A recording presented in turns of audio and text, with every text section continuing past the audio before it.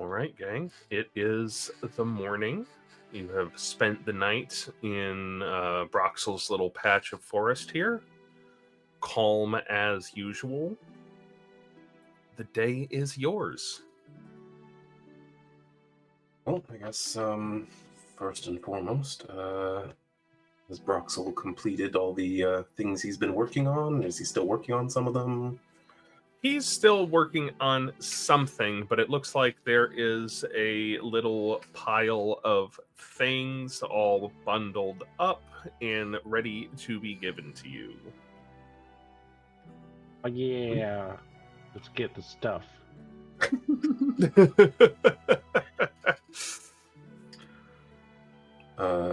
Yeah. Nearest will leave the weirdly fogged up dome that they were sleeping in, and what's Wade up to? Because I know he's up. I don't know, probably just talking to Broxel or something. Well, morning, gentlemen. Morning. Got a pile of things for you right here. Oh, perfect. Let's see. What do we have? Well, got the remainder of those potions that you left with me. The ingredients you left with me that I wasn't able to finish last time. And I believe you were asking... Broxel was not making the flail snail whip for you. That's not within his... No. We left 4 of the flails with him for whatever he could make with them. And I gave 1 to Sindar to make a whip with. The merman and his giant wife. Well, we're in a different part of the world right now, Pip. They're actually, you can kind of get that from this campaign. They're not married yet, but we have the same dynamic. Yeah. We do have a tiny fish man and a big muscle wife, so... We accidentally did that, okay? We accidentally did it twice. In the same game. Yeah, Broxel says, well, I was able to do something a little bit interesting here. 2 of them I was able to turn into a solution of dispelling magic.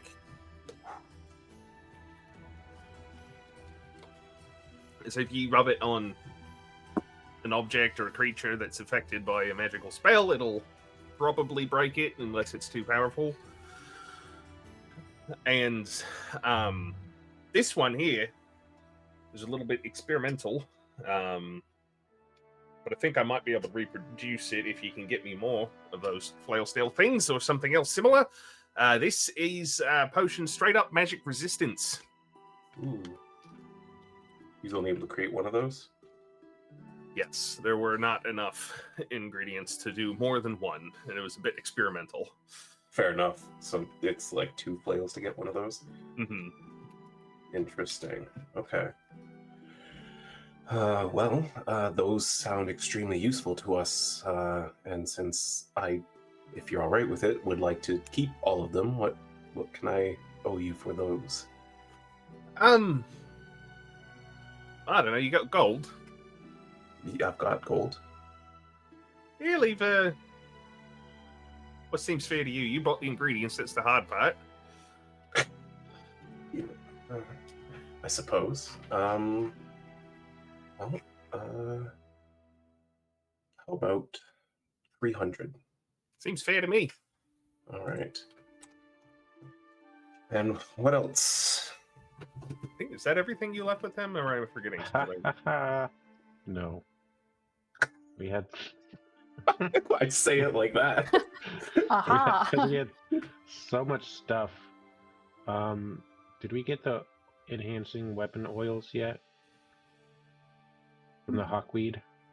Right. No, I don't think I have those on me. So I thought he finished those the first Oh time. no, yeah, sorry, I do. those in your 3 inventory? oil of sharpness. Did he work on the cockatrice blood stuff? He said that could be used just as it is to unpetrify a creature. Would it be... I don't know. Is there any possibility of like refining it, making it more potent or something? I don't know. Getting more out of one vial. You could distill it to fit more than one use in a single vial if you were concerned about space. Okay. Did we do anything with the muric acid? I think you left that with him to experiment with. Yeah. And the Murig eye stock. Yeah. Yes. So I haven't quite gotten around to those yet. Okay. I think that was the last of the stuff I had written down. But I'll tell you what, if you don't want to make the trek all the way back here to come pick this up, I'll send it into town next time one of the druids stops by. That's a good idea. Although we do probably have to come back this way in a week or two. Well, if you haven't come back when it's done, I'll send it. If it's getting close to a week, I'll hang on to it. Okay. That works for me. That's like, what could go wrong with leaving him random stuff to experiment with? Nothing has ever gone wrong with doing that. It turned out pretty well. Yeah, it was fine. He's much He more morphs powerful again. now. Yeah, got all these wild eye stalks now. I'm gonna go move into the swamp. Oh no! The cycle repeats. Yeah, I think This time that I was it. have a silly accent. Yeah, I think that was it then. Okay, well, I appreciate you helping us with all of this. I appreciate you making the visit all the way out here and always bringing me interesting things to look into. Well, there's only so many people who find the things we carry around interesting, so it's mutually beneficial. Well, if there's anything else to do at Broxel's. Is just slowly like getting up and getting ready. Sees that Lyris and Wade are both already tending to getting their things from Broxel, so I think by the time they're done, she's regrouped with them.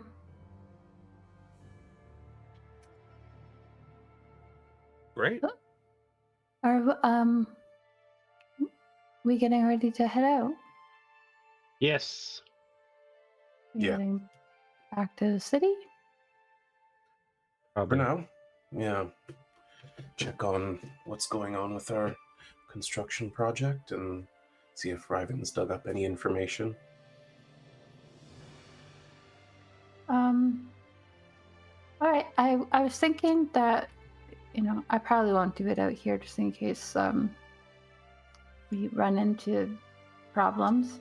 But I was thinking when we get to town and if everything seems fine, that I might message my grandparents to see what sort of timeline we're looking at. That makes sense. Because if we have some time, then that helps us to sort out what we can do here before we leave again. Well, with everything that's been going on, I think more than anything, we deserve a little bit of a break. We've kind of been on the go constantly, like that. So that's fair. Like, what do you do on a break?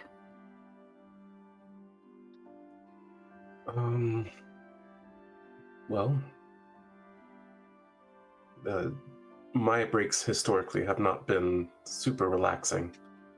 But I don't know, what we discussed the other day was certainly interesting to me. We have a lot to explore in terms of what we want to build, and maybe it's time to taste the finer things around Crystal Harbor, visit different taverns and spas and that sort of thing. Yeah, like gather just so we know what to do well, that sort of thing. Exactly. It's some market research. Yeah. Oh. And because that's a business expense, we can write it off on our taxes.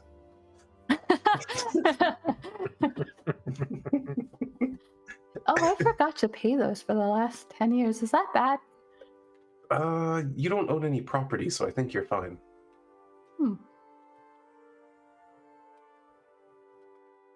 That makes sense.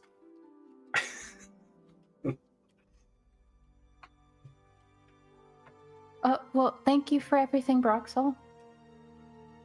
Yeah, you're very welcome. Yeah, Feel if free to there's stop by anything we any can- time. Absolutely. It's a bit out of the way. Oh, well, we like to head out into the wild every so often, so it's not so bad for us. Always But, like seeing what you come up with. Yeah. We'll probably be heading back down south again anyway at some point, so Yes, Might I have not that be whip too- being made, so... yeah, we might not be too out of the way.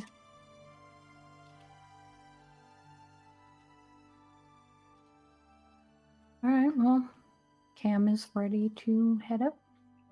All right. I'll take the lead, even though Cam's technically better at it. I'll help. Yeah. Much like on the way here, the bramble wall parts to form a door, an archway for you to travel through before closing up behind you. And the forest is not really impeding your travel in any way. There's starting to be a path forming. It That's makes cool. travel pretty easy. He's become so popular that we're like creating a road to his place. Yeah. I love that. And you get back to town in the late afternoon, about 4, 5-ish, after a day of walking along the river. Still light outside, but as it is getting into late fall, early winter now, because you were gone for 3 weeks, the sun is starting to set earlier and earlier. Right. Well, we still haven't... I don't know. I don't recall, to be honest. Like, have we actually made contact with the people who were doing the physical construction of the building since we got back? Or did we just see the building? We went there to show Bev Yeah. what she'd be working with, and then our first thing after that was harassing the Kenku in the middle of the night and then checking on them in the morning. Yeah. Okay, so I'm gonna see if we can rush kind of to the tavern and see if anyone's still there.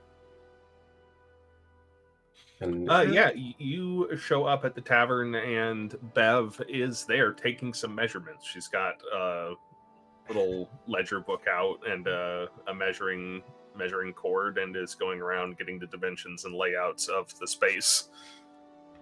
Perfect. Afternoon, Bev. Oh, hey! Where have you all been?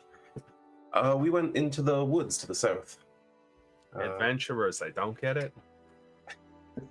Well, we acquired a number of very potent magical materials, so Interesting. it's worthwhile. And I get to pay for all of the shiny things I'm wearing because of all the adventuring, so it works out. That does make it seem worth it. I see you're hard at work here. Yeah. Just getting a little head start. I know we were talking about doing a little bit of interior decorating, so I thought, well, can't decorate an interior if you don't know how big it is. That makes sense. Have you met with the foreman yet, or have they not been by? Oh, they really haven't been by. They've sort of wrapped up everything that they'd been paid to do. That makes sense. So I guess I'll have to head down to the Hall of Works and... Well, I mean, I can handle that for you, as you know, you have hired me as your property manager in your stead while you are not here. That's fair. Well, I'm just out here keeping myself busy today. Yeah, well, he kind of like he gives her sort of the layout of what he was thinking. He wants to have like an actual kitchen installed there and a privy there, and like they need to get in some furniture and stuff like that. And then also, the third floor is supposed to be turned into a home for them, and the second floor, eventually, not yet, will be a spa of some kind. We're still working out how we're going to do that. Okay. I love the vision. And also, since all of us are here, I had a stroke of inspiration. What if we called it the Heralds Haven? Hmm. Oh. Yeah, I like that. And it has good meaning for us. Yeah. It's got a nice ring to it. What would like our would you have like some sort of, symbol? Yeah, I was thinking we could do something like a typhoon with 3 silhouettes in front of it. Hmm. I like that. I'm not gonna. I mean, I'm inferring that the three silhouettes are the three of you, but I mean, I'm not necessarily understanding the imagery with the typhoon. That's not exactly what comes to mind. First of all, when I think about a herald. That's fair, but we are the Heralds of the Storm.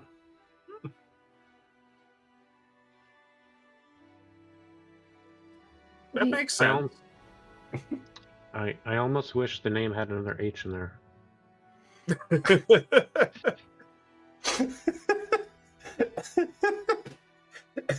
The handsome Heralds Haven. That's nice, and you could have like a little exclusive lounge area in the basement. You could call it like the Triple H Club or something. That's not a bad idea. Thoughts for the future, for sure.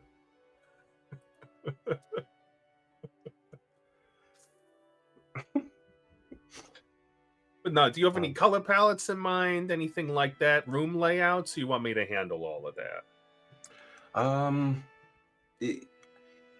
He gives her kind of a basic concept of a layout that he was thinking for now, with like plans maybe will expand soon kind of thing, but this is a good start. And color, I think we did discuss that briefly, but I don't remember if we concluded anything as a group. But what if we did like dark woods, dark blue fabrics, and then like gold embellishments? Is Lyra saying this? Yes. To Bev? Yeah. Could I also make an addition? Of course. She's going to pull out the dye powder that she bought in Louis Viale.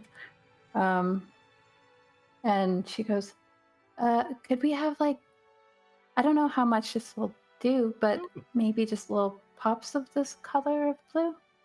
Oh, that is a very nice color. We'll be able to work that in, I'm sure. Perfect. I like the theme here: gold, blue. And Blue. I don't know if Lyris would catch this at all, but the shade of blue that she picked was the color of his eyes. Aww.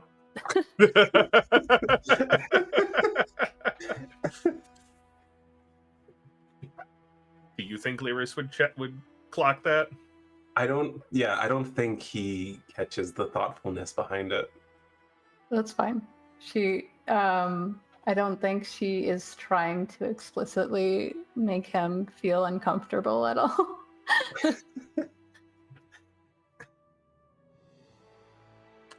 But yeah, and of course there will be cost for all of this, but I will get estimates drawn up and back over to you once I talk to the foreman and some of the furniture makers and upholsterers and fabric weavers and all that fun stuff.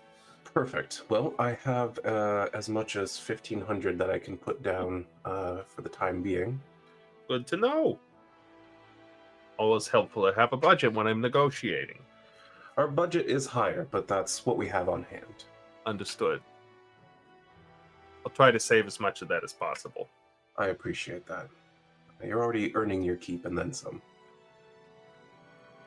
And if there were any bonuses to come out of the savings, it wouldn't complain either. Just throwing it out there. Appreciate the play for sure. Bev, if you keep up the way you are, you'll be well taken care of. Just what I like to hear. I have 277 gold I can add to the cost. Just so you know, that's coming out of like treasure we've stolen kind of thing. So it's not coming out of my personal budget right now. But I appreciate that. We can, for now, let's use up the kind of hoard we've accumulated. I don't want to take out of your personal funds. I'm giving it anyway. All right. Okay. How much? 277. All right. I don't even know how to keep track of all that.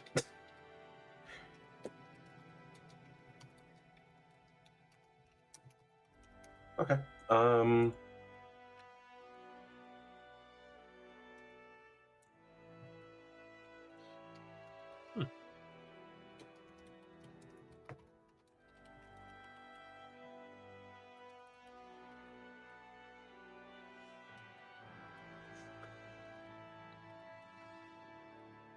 All right.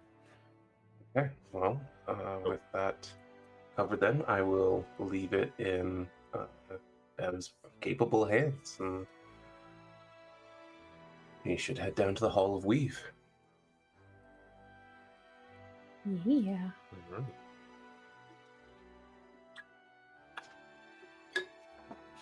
Should we enter like an ass? Just fling the door open. Which window is Ryven's? We'll jump in the one next to it. Yeah, that's the one I'm going to avoid. Well, her office is on the second floor. I'll cast jump if I have to. That's totally fair. Yeah, a short jaunt through town, through the old port, turning right near what used to be Broxel's, down through the Gempier district, passing by Craigjaw Goods and the little urban farm that sprung up right against the interior wall to the old port.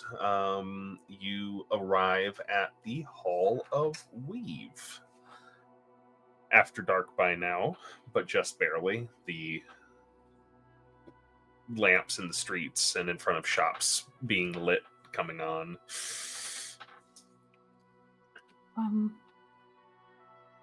Iris, do you think should I like ask somebody to make posters for Broxel, or do you think that's something that you want to do? Might make sense to ask one of the refugees, since so many of them are so artistically talented. Oh, I didn't even think of that. That's a good idea. Besides, it takes me a long time to even do one drawing.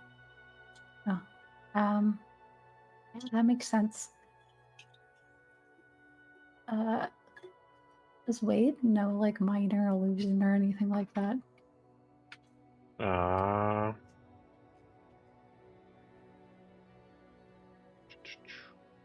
no. I don't think so. Let's see here. Prepared spells, known spells. I don't know. No. Well, maybe I'll just do my best to like describe something, or maybe I don't know if he would be like. We could like make him some sort of emblem, like the way we just did for the tavern, like maybe like a potion bottle with a tree coming out of it or something like that. I like that. Yeah. Okay.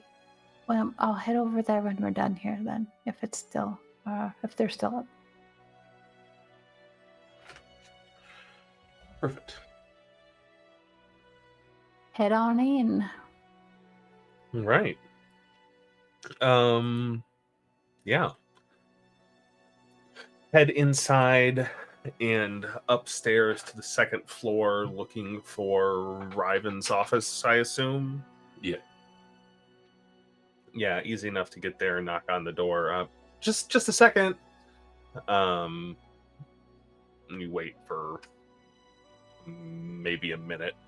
And then you hear the shuffling of papers and the door unlocks and says, "Hey, what can I... Oh, hi.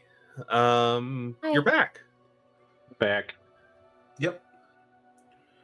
Did Everything you go find good? anything? Oh, yeah, I found, well, kind of. There's no ritual that I'm aware of that calls for specifically all of these components. Nothing I was able to find. Now, these would be used, I don't think this list is complete. Or it's possible that there are some of these different crystals that were stolen, that they had particular unique properties, particular imperfections that made them variable to a specific kind. And she starts going off on a deep magical explanation of, it's like, well, if this kind of crystal had this imperfection, then it would be good for this, and it'd be really handy if we could get our hands on some of the stuff that went missing, if we could recover some of that, or then I could learn more. But right now it looks like they're either trying to conjure or maybe alter something and then either bind it into that shape or under something's influence. Oh, I yeah. don't like the sound of any of that. I mean, That there could sounds- be a lot of things that are somewhat innocuous to do with this, but yeah, I don't like the implications either. So they could potentially be trying to conjure those crystals and then bind it to the calcuxes or whatever. Or they could be trying to conjure, I don't know, a wall and bind it in place. Hmm. Could these That also seems like a little. conjure creatures or beings or just objects? It could conjure a creature if, like, some of that creature's body was used as a component in the ritual, conceivably, along with some other things. Like if you had a bone, we could be looking at like some resurrection magic, maybe. There was bone stolen as well. Oh, We gave the bone and the amulet back to Brilliant Baubles, right? yeah, I'd believe so. assume that we gave them their Yeah. stuff. You didn't say that you took it with you, so I assumed that you Yeah. gave it back.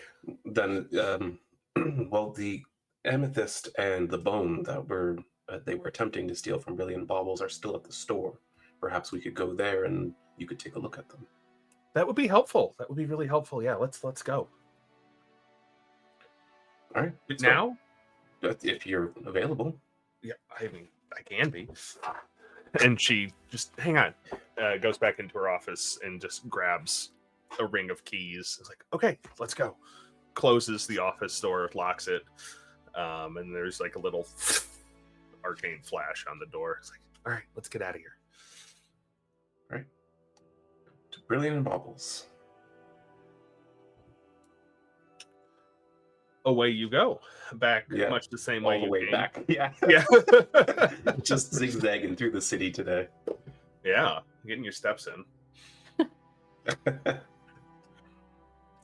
Yeah, as you approach, it looks like they're in the process of closing up for the day. I don't mind interrupting that process. Yeah, you can see Brilliant reaches up, has to hop a little bit to grab onto one of the shutters that pulls down inside of the big glass windows, and seems to notice you when she gets about halfway down. Do you mind if we all come in for a moment? Thaumaturgy. Do you mind if we all come in for a moment? Runs over to the door and unlocks it. Please, come in. Thank you. our friend Ryven here wants to examine the items that were almost stolen. Oh, absolutely. I think we got everything set back up pretty quickly, so that was good. Not too much of a mess, but yeah, it's over here, and the bit of bone was over here in this case. I'll head to the bone, and as I get it out of the case, I would like to see if I can try to figure out what kind of creature it might have come from. Yeah, make a nature check or something else if you Or would like something to argue. else. If you would like to argue for something else. I mean, nature makes sense. I don't think that I have much of an argument for much else. I'm looking at. Oh, there we go.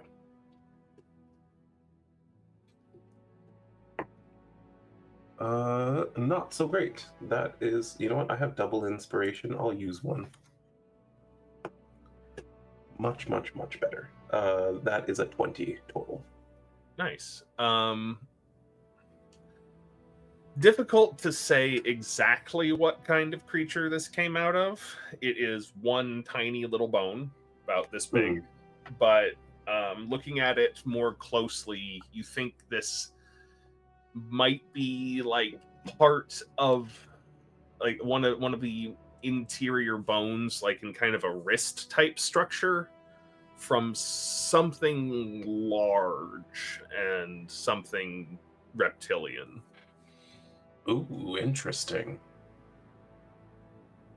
Yeah, he'll bring it over to Ryven and just kind of say, "This is what they were trying to take," and I think it might be an interior wrist bone for something big, something reptilian, maybe. Well,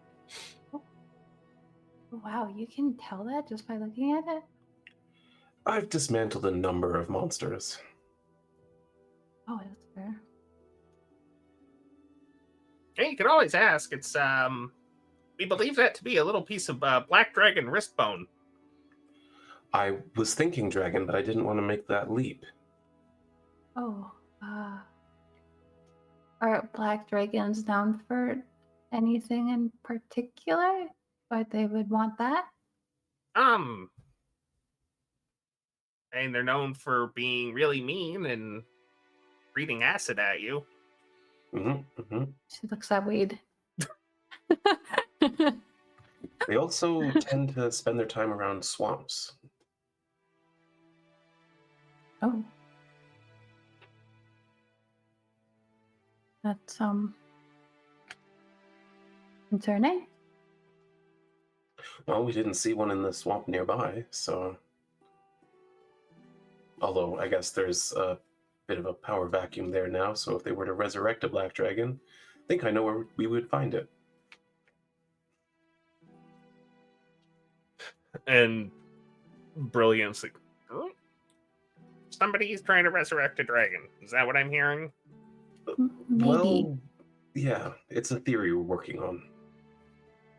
Yeah, conjure it or something. Ryven said that they might be trying to bind it to something or under someone.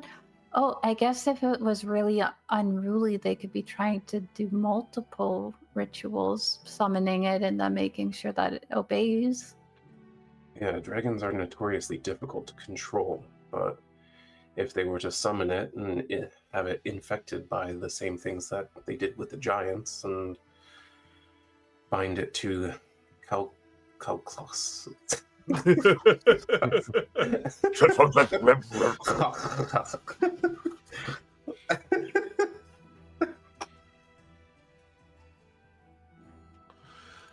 That would be pretty concerning. I'm gonna assume that she's writing down some notes, and that's the chunk of amethyst over there.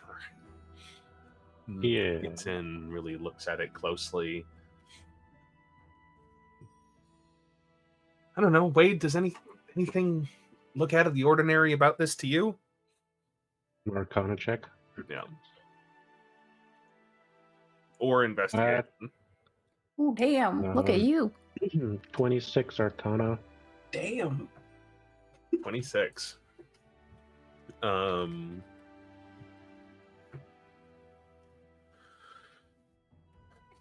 Yes. I had something specific for this.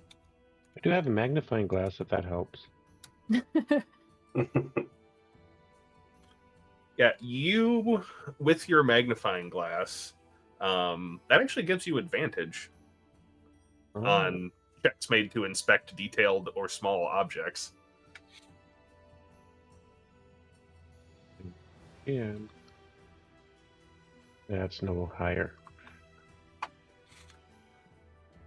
Yeah, you pick up this chunk of like raw amethyst and turn it a little bit, hold it up to the light, hold it behind your magnifying glass, and you can see there is a little bit of a in just the right light, there are some thin, like feather-like structures that are a little bit silvery, embedded as imperfections within the crystal. You see those? You see those right there? Borrows your magnifying glass. I don't know how you spotted those. Normally that would make a gem less desirable for use in Arcana. Maybe they didn't know these were in here? I don't know why you would want those specifically.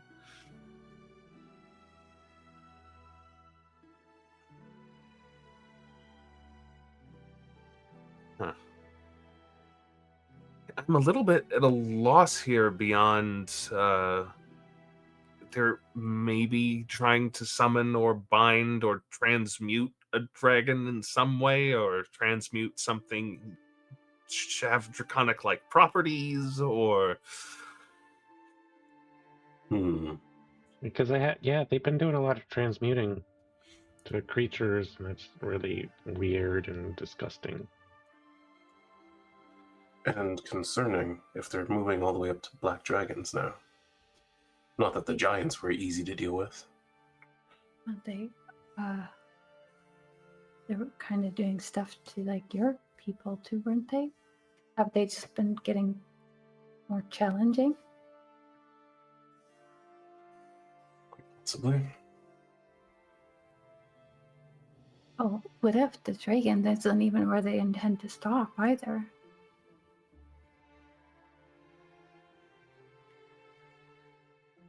Yeah, there's no telling what they might do. Though it doesn't get much worse than a dragon. Well, what about the creature in the bay? I'm not convinced that that's not already one of them. Oh.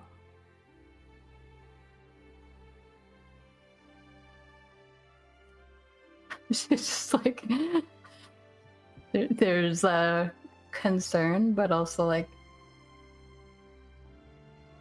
do you guys think that we could fight a dragon? Yes, I do. That's exciting.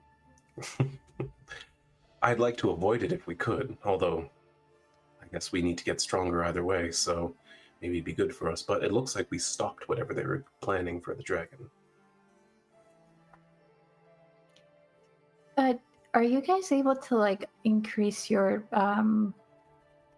I don't know, like your security here or something? well, if there's people trying to steal dragon parts, this is, I think, the only one that we have. So how about you just take it and Very figure well. out what they're doing, and if you can bring it back when you're... I would feel better if it wasn't here, but I will see what we can do. Yes, I'd be happy to take it. I'd like to see them come for me.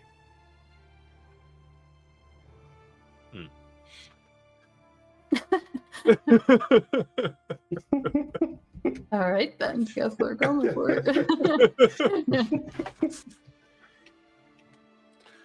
I bet. Yeah, I bet Bobbles will be able to cook up some pretty impressive locks. Do you know of anybody else in town who might be like a target for something like this?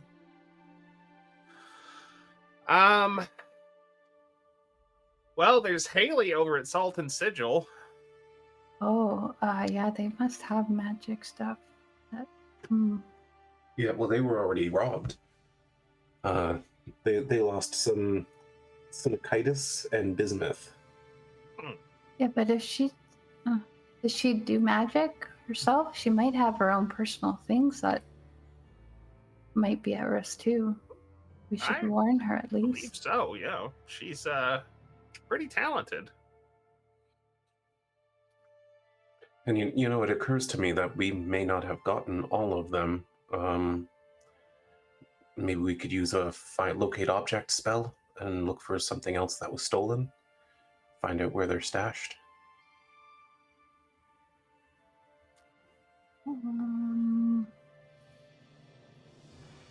You're looking at what I have prepared today. Well, I'm probably gonna need to rest first before we can do that. But I guess the day's coming to an end anyway. Yeah, so. it is late anyway. Perhaps that's for the best.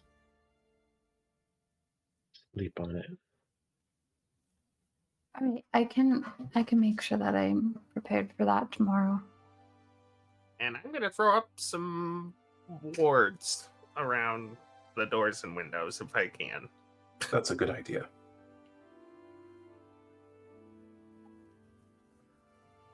Did you need anything while you were here? I mean, I guess you can take the amethyst too if you want that. I would like both of them back if you could, possibly. We'll bring them back once all this is sorted out. And if everyone's okay with it, I'll carry both of those just because. I feel like Lyris is the most alert out of the group. That's what you want to believe?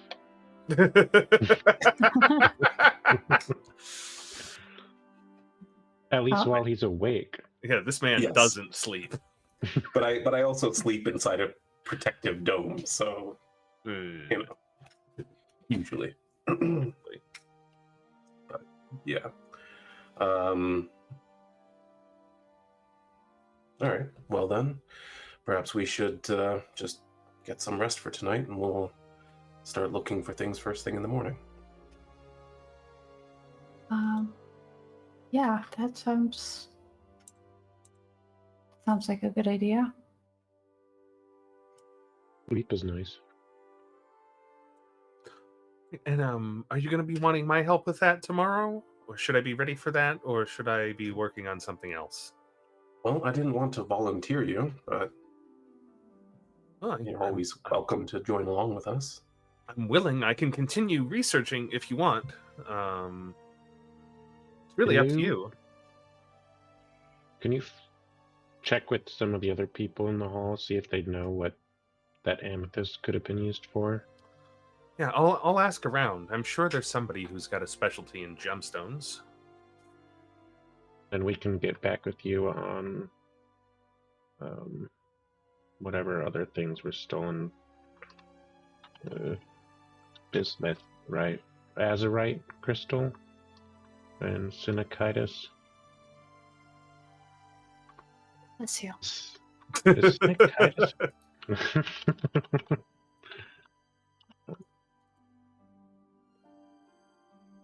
Yeah, I mean, we could always use an extra pair of eyes, and you know a lot about magic, so.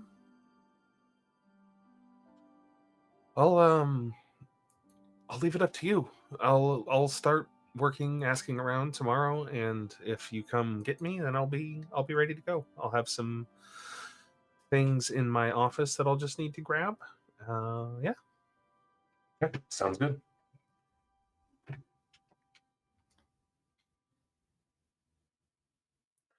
All right. Well, then for the remainder of the night, Are there any particularly notable like tavern and inns in town that are like? I mean, I know we've been to a couple, but like the Lucky Lady, was that an actual inn as well, or?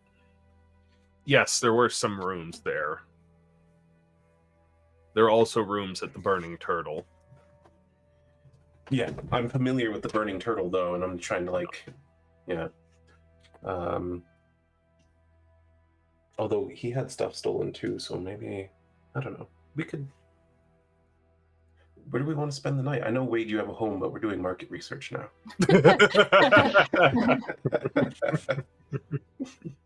Well, let's just because it might help us tomorrow. Maybe we should go to the Burning Turtle just to talk to them, and then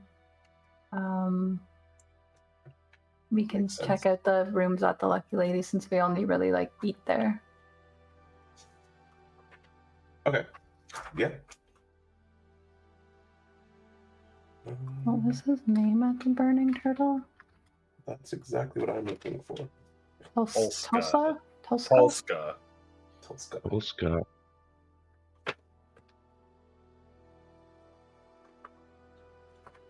Yeah. And then you head, once again, across town a different way.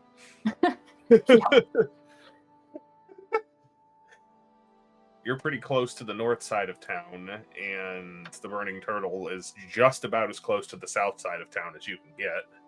Oh, we were at Brilliant Baubles, which is not in the north side. Oh, right. You had left from the Hall of Weave, which I had just assumed you were at because you were talking to Ryven. Like, that's That where makes she sense. is. Yeah. Yes, and then you head from the south side of town to the south side of town. Walking through the ore docks this time as you approach the Burning Turtle on the corner of two of the main thoroughfares through town. Looks pretty lively. That's good. Good that business is booming for him. I think Lyris will go in and just go straight up to the bar. Forgot what voice I was doing for this guy. It's been a long time. We'll just make one up. Lyris, my friend, what can we get for you this evening? I wasn't expecting pirate voice. It's not quite pirate. We can go more pirate if you want. Oh, Lyris. Polska, my friend, how are you doing? I'm doing well. How are you? Very well. Very well. Things are going pretty well these days. I've been traveling with a crew for a while now. How are you adjusting to that? It took some time. You know, I got used to doing things on my own, but they're very talented in very different ways, and in ways that I'm not, which is very useful. Like, looks past you to Wade and Cam. And how are you adjusting to him? Oh, I think we're dating now. It's true, we are. So I guess I've warmed up to him. That was not on my bingo card. I'm being completely honest with you, Lyris. Wade, what do you think about Lyris? It's cool.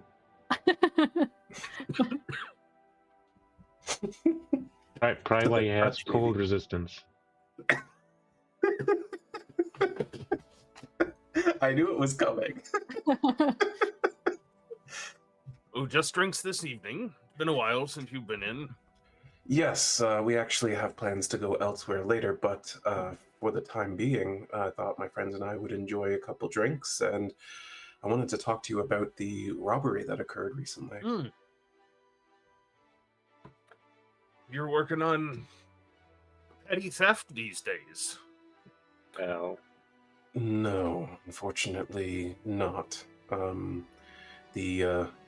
The robbers in question were actually rather powerful entities from the far realm. You're putting me on. No, we actually killed them at Brilliant and Baubles the other day. Putting you on what?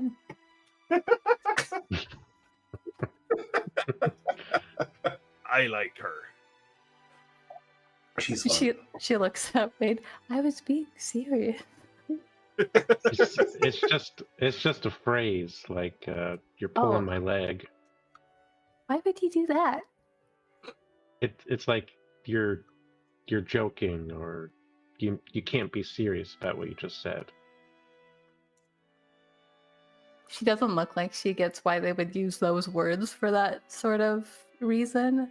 But then It's she's like saying you're trying to pull a fast one or get one over on me. she looks like she has more questions, but you see her kind of, it's almost like she's imploding now with thoughts as she just keeps them inside by closing her mouth. You know, yanking your chain, stringing your jib, that sort of thing. I have a lot of questions. I think most of those phrases just came from like specific instances in someone's life, and they started using that phrase, and you know, people like, oh, why did you say that? And then it just catches on, you know. Oh. I hope I could come up with a phrase that other people repeat and makes everyone else confused someday. I don't doubt that you'll accomplish that.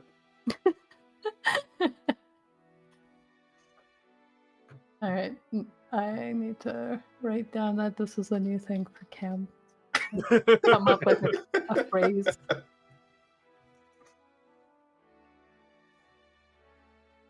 And well, since I seem to have this in my notes, I think we'll take 3 Mikeys, please. You've got it. You get to work making those. I don't remember what's in a Mikey. Apparently, citrus and black ice. I don't know what that means.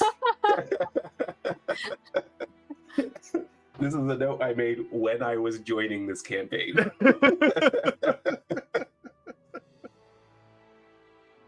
It is the house cocktail. Yes. Named for somebody, presumably. Presumably someone named Mikey. Yeah. Yeah, it's served in a large, like a fishbowl style cup. Little bit cinnamony, a little bit citrusy with jet black ice.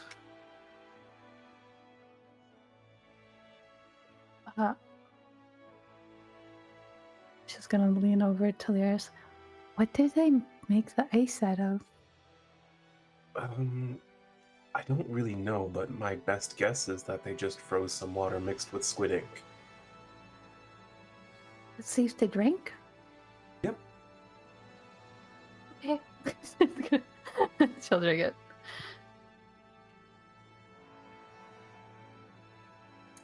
I don't know if she likes it, but yeah. It will get you drunk. Yeah, Lyris kind of drinks his down and continues on with Polska. So, I understand that they raided your spice cabinet? Somebody raided my spice cabinet. I was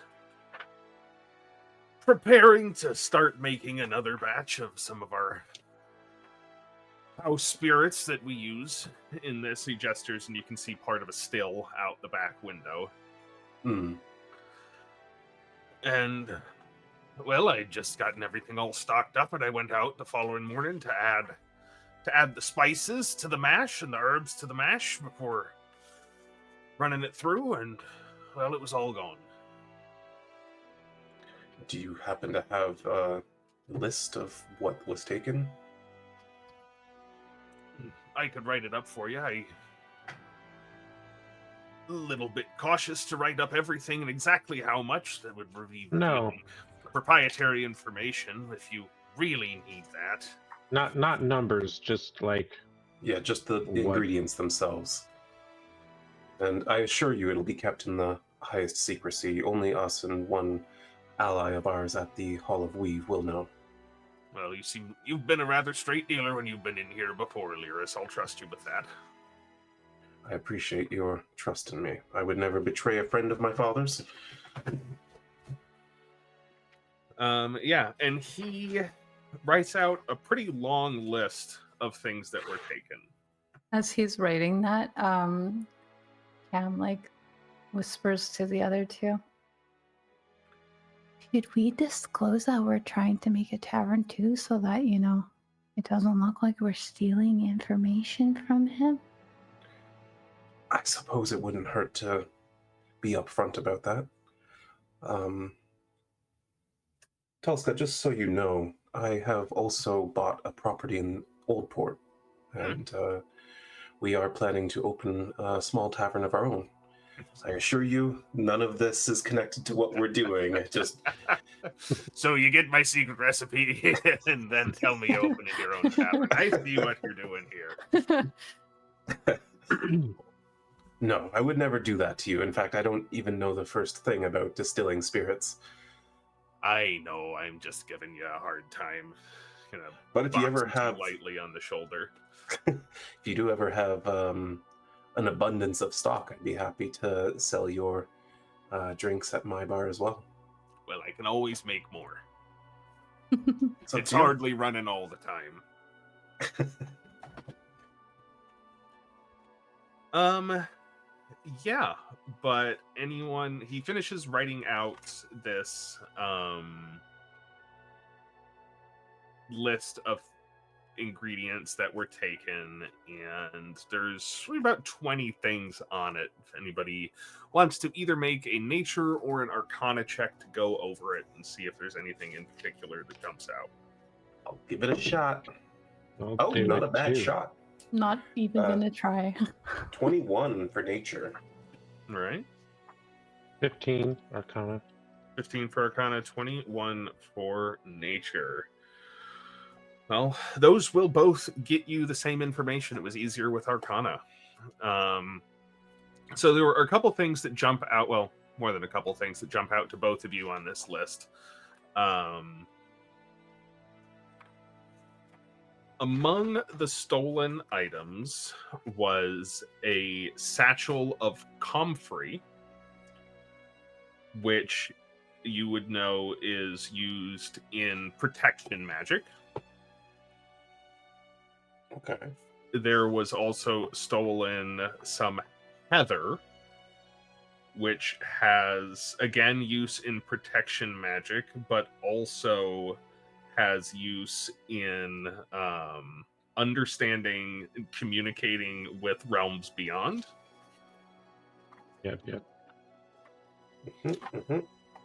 And a very small amount of a fairly rare plant known as dragon's blood, where the so-called for a brilliant red resin that it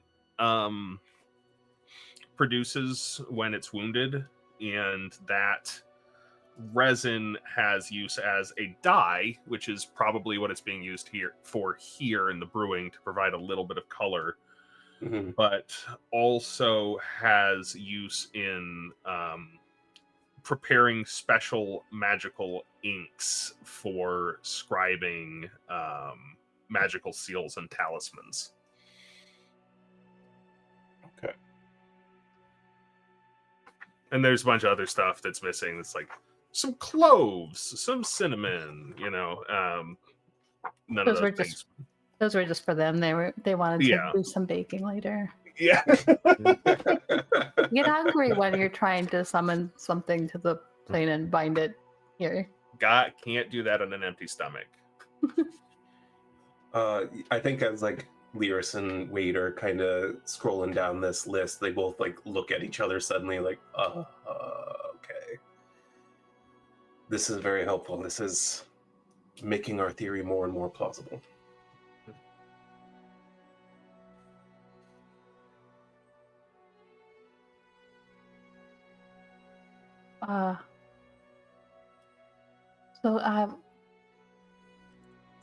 what do we do with that then? Are we just hoping that if I am able to locate some of the stolen stuff that's still missing, that we'll find them? That's my hope, yes. Okay. Those guys were pretty tough. What if we go there and there's like even more of them? We probably should take Ryven. He was really helpful. That's true. She's very talented. Though, I don't know. Maybe she'd be more useful researching for us for now, but what do you think, Wade? If we're gonna confront whatever, it would be best to, hedge our bets. Makes sense. All right. Well, And we'll it pick her up might- in the morning then. Yeah, and it might help. Like, we wouldn't have to re-explain anything to her. She would see it firsthand. That's true. We may actually find ourselves coming across a ritual they're performing. And in that case, more wizards is a pretty important boon to have. And a summoned dragon.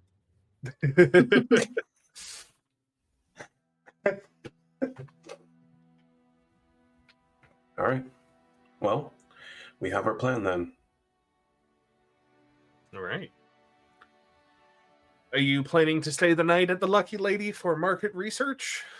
Yes. Before we go, hey, Tolska, I had a suggestion, or just a thought.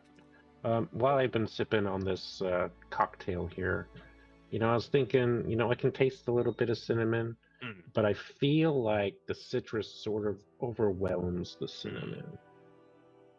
It's just a thought. Oh. Take that into consideration. I had a thought as well, actually. You guys should be saving your ideas for our tavern, I feel This one is specific to Tulsa. Hey, don't stop them from spoiling their own business secrets. I've just been thinking about, signature things and branding lately with us opening our own. And, the Burning Turtle is such an iconic place, but you don't have a drink called the Burning Turtle.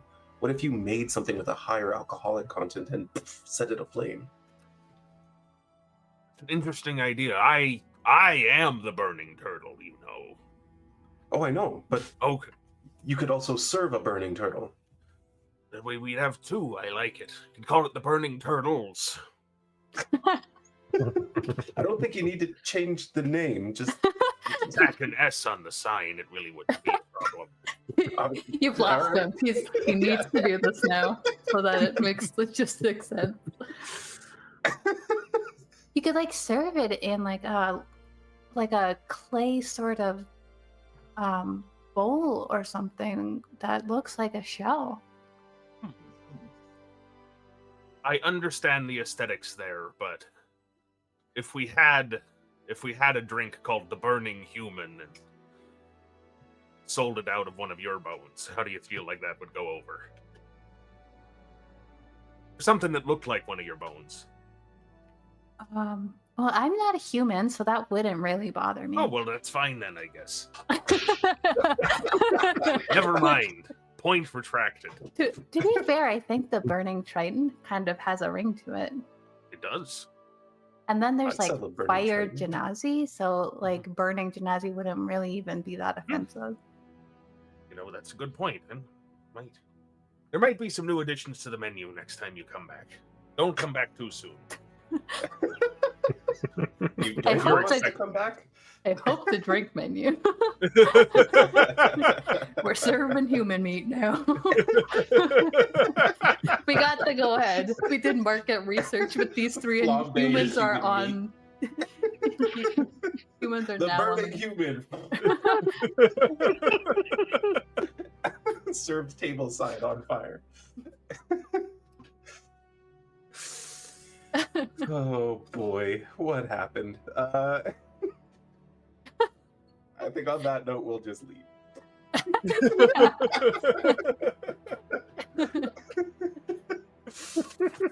Oh my gosh.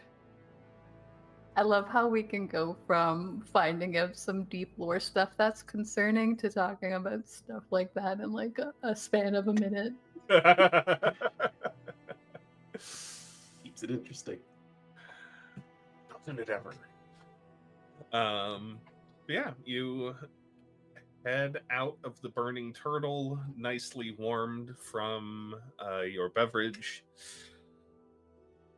and head north to the Lucky Lady, where you're able to get rooms from the night. Lydia Fullbarrel there behind the counter recognizes you from having saved her and the inn from hulking crabs. That's right.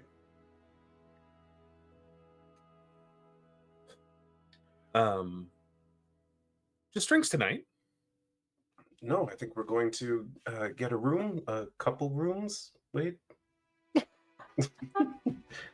But Oh, you're gonna share a room with Wade?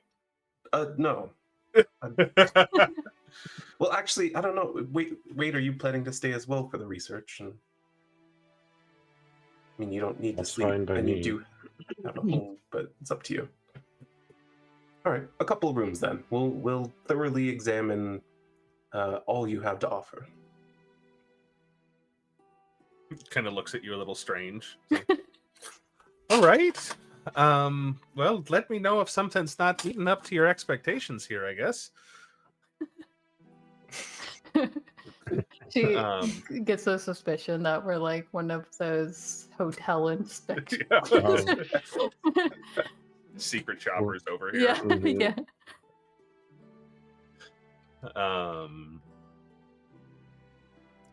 Yeah, and it's fairly affordable. I'm not gonna make you keep track of that.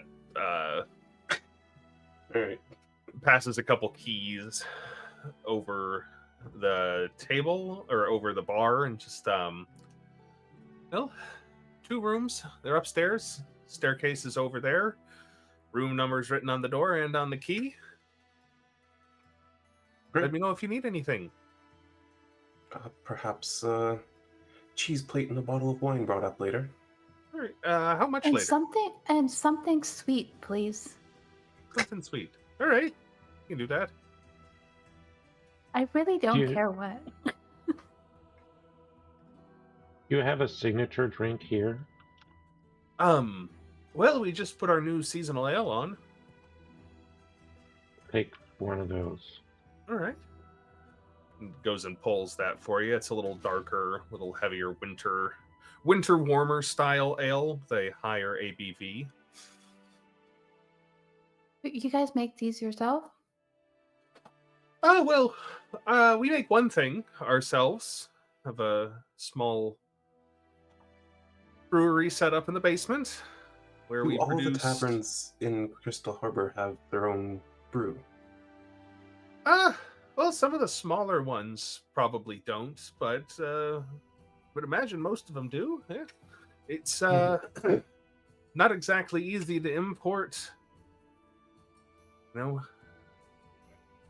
Yanora's finest or anything like that these days. That makes sense. I suppose that's something we'll have to look into.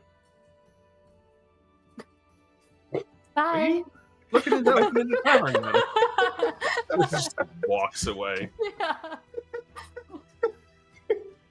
I love that I can rely on Cam to do stuff like that.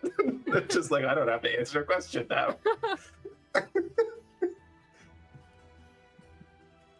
Oh, he's typing. She's not happy with us.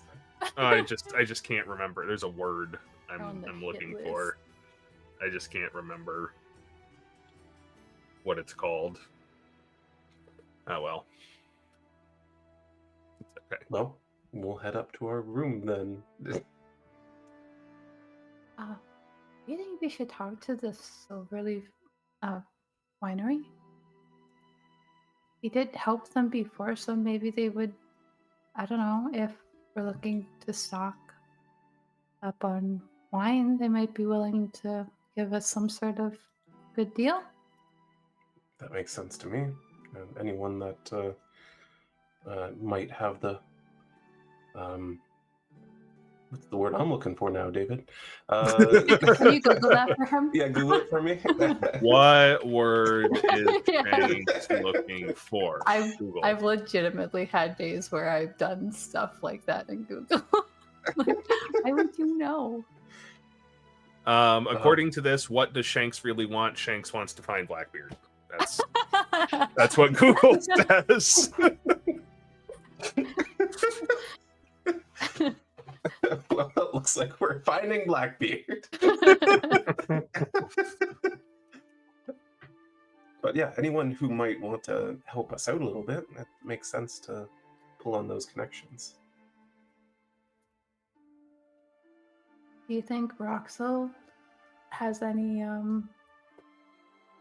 like experience with making concoctions that taste good? Maybe we could have like a higher end specialty drink if he could show us how to do it. That might be worth We'll asking. call it the Burning Triton.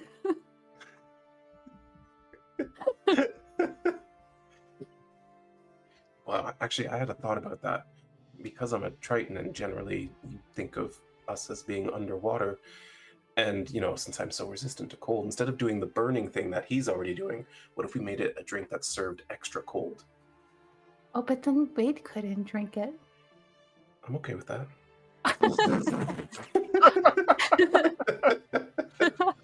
We'll make a drink that's really acidic for him as well. Just like so much lemon. I don't think he'd want to make anything that I'm resistant to as a drink. Why? What are you resistant to? Well, like, I don't think they want a necrotic sort of drink or like a maybe radiant drink might be good though, like healing. Well, are you resistant to radiant healing or radiant damage? Oh, He's resistant to healing damage. Yeah. This is so unhinged. Welcome to Top Down Tabletop. Yeah.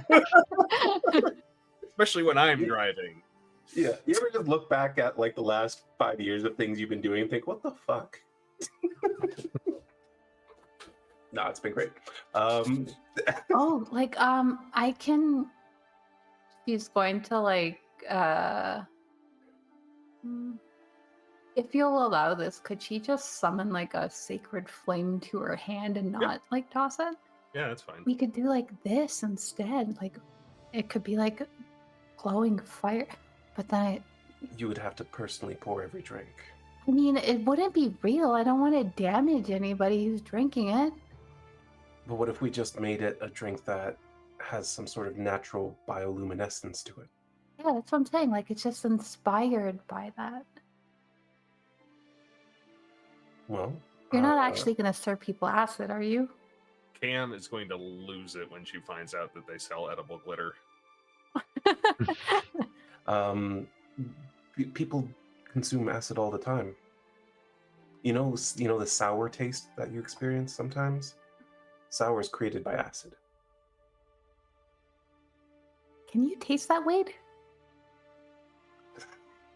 I mean, Does anything taste sour to you? I mean, it tastes sour. It's just if it's really acidic and it would hurt someone, it wouldn't hurt me as much as it would hurt them.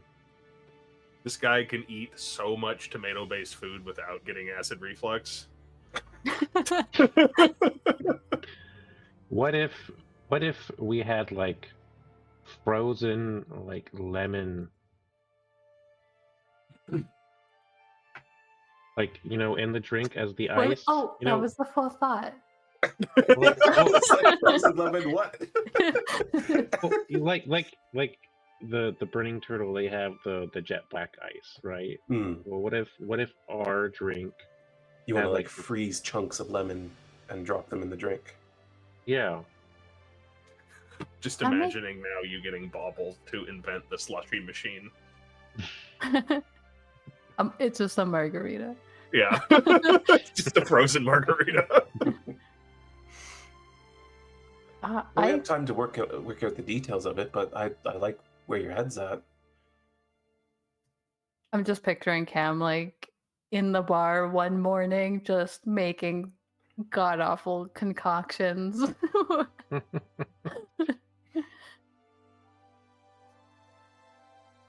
All right. Well, have that conversation on our way up. Yeah, and we'll Walking, talking. enjoy the accommodations of the inn and get a good night's rest, and can prepare different spells. Yeah. And I think we'll deal with that after we take a little break for some snacks, for some drinks, for me to let my dog out because he is being very annoying. Hey, you don't talk about Hank Yeah, like you leave that. Hank alone, mister. I am leaving him alone. He's all the way over there. And he would like to be further away. But we'll be back here in a little bit. Everybody stay tuned.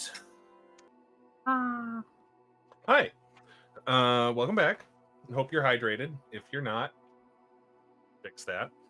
Drink some water. Yes. But our players had just taken a long rest, which is going to go off without incident. Is there anything you all wanted to do in your evening or the morning that you want to role play through? Inspect the room. All right. Yep, inspect the room. What are you looking for? I don't know what makes this place good. Like what? Yeah. What would Our market research. market research? Yeah, make an investigation check. Okay, that's just a 25. Okay, yeah. Well, at least the room that you're put in up on the second floor here, you got a good view of over the river, to the fields and forest to the north of town. Even though it was pretty lively downstairs, the volume is pretty well muted up here. You can still hear kind of a low buzz of conversation and coming from downstairs, but it's not as loud as you would think it would be. The mattress is pretty comfortable. The linens are clean, freshly turned, and really very little to complain about. Is there like a theme to the room? Not particularly. It is pretty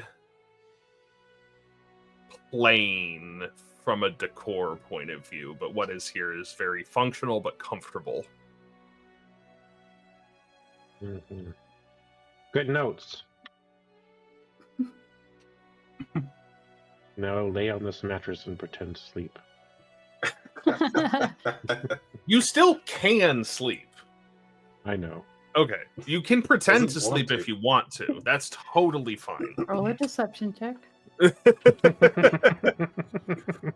He wants to lay there as if he were sleeping to analyze how well the mattress does throughout the night.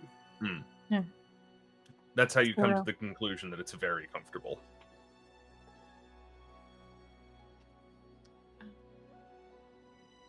Yeah. The morning arrives, and the day is yours to search for mysterious objects. Yes. Well, yeah, I don't think there's really anything I need to roleplay through at this moment, although Lyris is taking a little bit of time out of the night or maybe the early morning since Cam won't be up yet, to work on one of his drawings, but that is a work in progress. But then once everyone's up and ready to go, we'll head over to the Hall of Weave, I suppose, and pick up Ryven. Yeah, Cam takes some time to switch around some spells, make sure that she has locate object prepared today.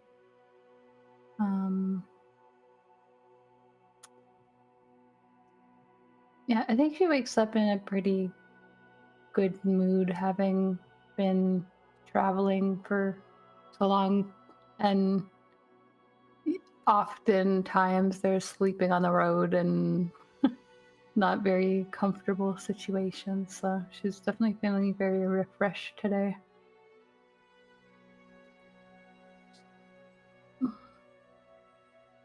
All right. So yeah, you pick up Ryven. Very short walk from the Lucky Lady to the Hall of Weave, and yeah, I understand you are going to be casting a locate object. Yes. Do we know what? Actually, I'll just ask that in character. Do we know what we want me to try to find? I would say pick whatever's rarest out of the things we know were taken.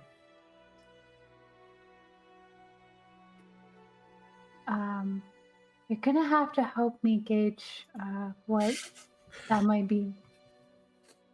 Gems are like currency and stuff as well, so like I imagine we all have some knowledge of gems and their rarity and that sort of thing. So like out of those things stolen from Salt and Sigil, which one would be the most uncommon to come across? Let me see. So out of the things stolen from Salt and Sigil, let's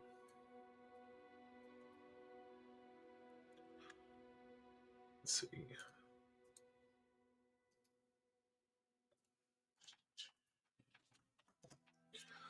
I think, yeah, it would be the Goshenite that would be the most rarest of the crystals. I don't even have that one written down. Nor do I. Oops.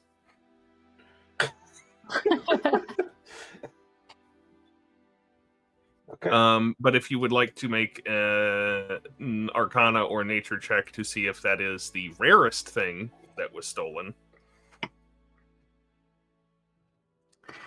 I mean, I figure it's good enough. Yep. Right? That's probably the right. Yeah, let's give it a shot. This is not a ritual spell, right? Okay. She'll look for that. She'll start casting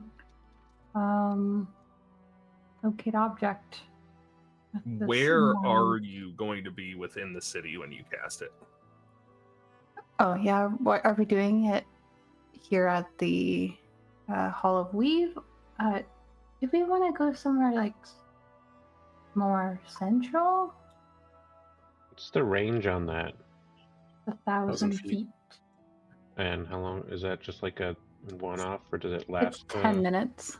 We could cast it here and then go for a 10-minute walk, I guess. Yeah, we could walk around and pinpoint things. Okay. Where on the map are the other places that were robbed? They should all be on there. Really? I don't. Sultan Sigil is there. Craigjaw Goods is there. I don't see Craigjaw Goods. It's near the Four Corners. And then Yeah, to the just right. out the gem pier. Oh, I see. Okay. So they're pretty spread out, so there's not like a local. All right, then, I mean, Four Corners is pretty central to the city. We'll start here and we'll wander south if we don't get a ping immediately. And we could always cast it again. What level spell is that? Second. Oh, okay, so that's not too bad. Yeah. Let me read the full text of that spell just in case. I've had to do this exact thing recently, so. The nearest object of a particular kind. Any thickness of lead. Okay. Yeah. You cast the spell in front of the Hall of Weave, and there is a little bit that pings up somewhere upstairs in this building. We'll have to go further away. Are we sure that? You know, there were people at the Hall of Weave that were working with the bad guys before. That's true, but we did deal with him, and But we could walk, and then if that's the only lead that we get, then we could come back. Exactly. It's certainly not moving anywhere. So let's head south for now, and then if nothing, we'll head east. He goes like this. Yeah, it isn't moving. And then starts to walk out. Yeah, you're heading south. Is that right? Yeah. Yeah. I think we'll do south for now, and at a good pace because we don't want to run out of time. Yeah, south at a good pace. Let's do a little math here.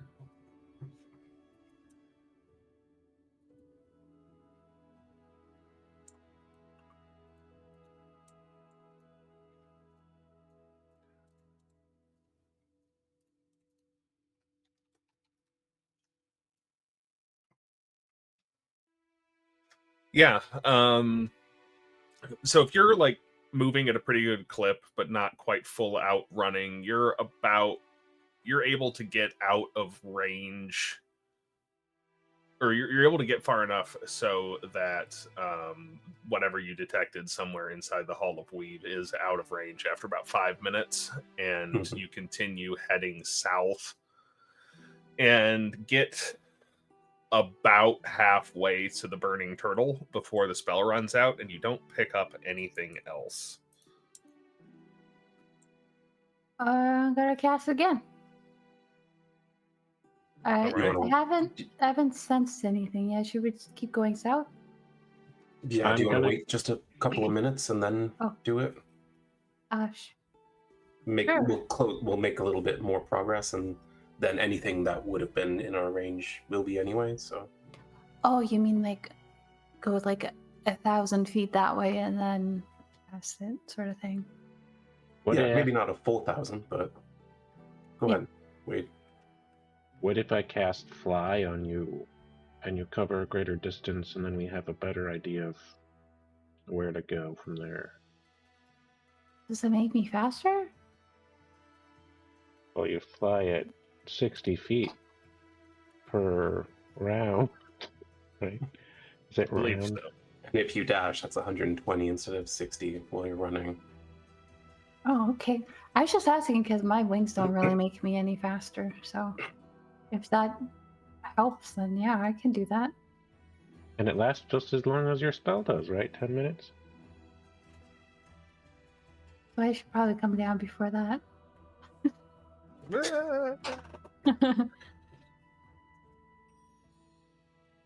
Yeah. She is willing to let this happen, and she'll go fly around if that makes things faster. It will. Continuing south?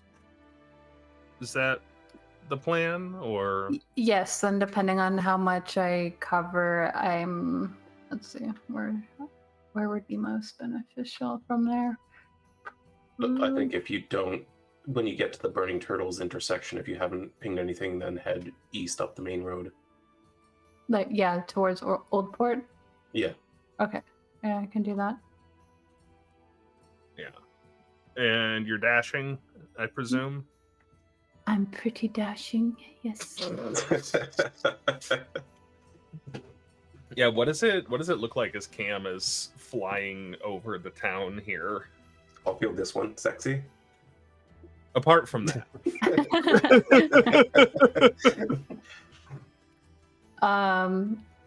Yeah, well, her locate object also causes her eyes to sort of glimmer, like kind of glow the way that it does when she's like in her like Asimar protection form.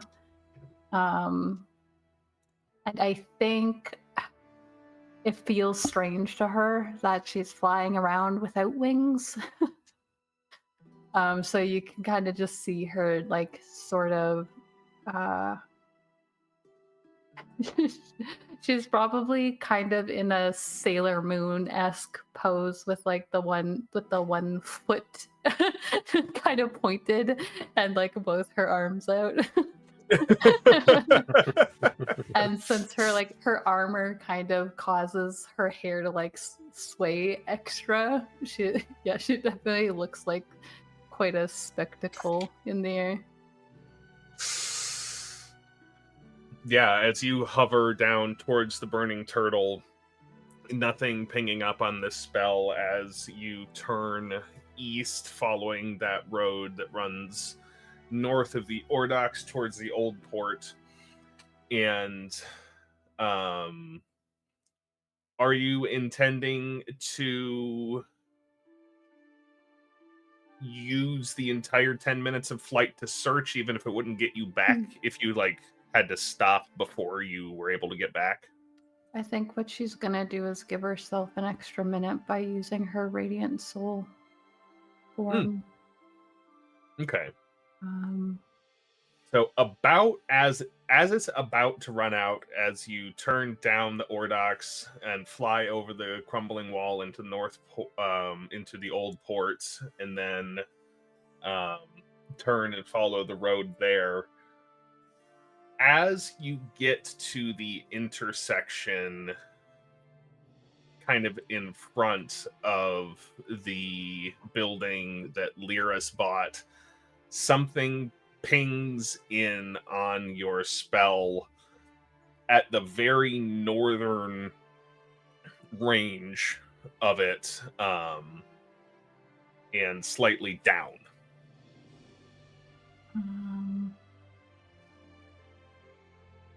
And the building that he bought is the one with the little towers in front of it. Okay. Oh, that's right. I thought it was on the north side of that block. She's going to use her ASMR flight to start descending. And since they're probably far, yeah, Cam's pretty flippant about her spell usage. She's going to cast Sending. My God, Cam. She goes, I think she'll cast it to Wade, since he's more the arcane person. She goes,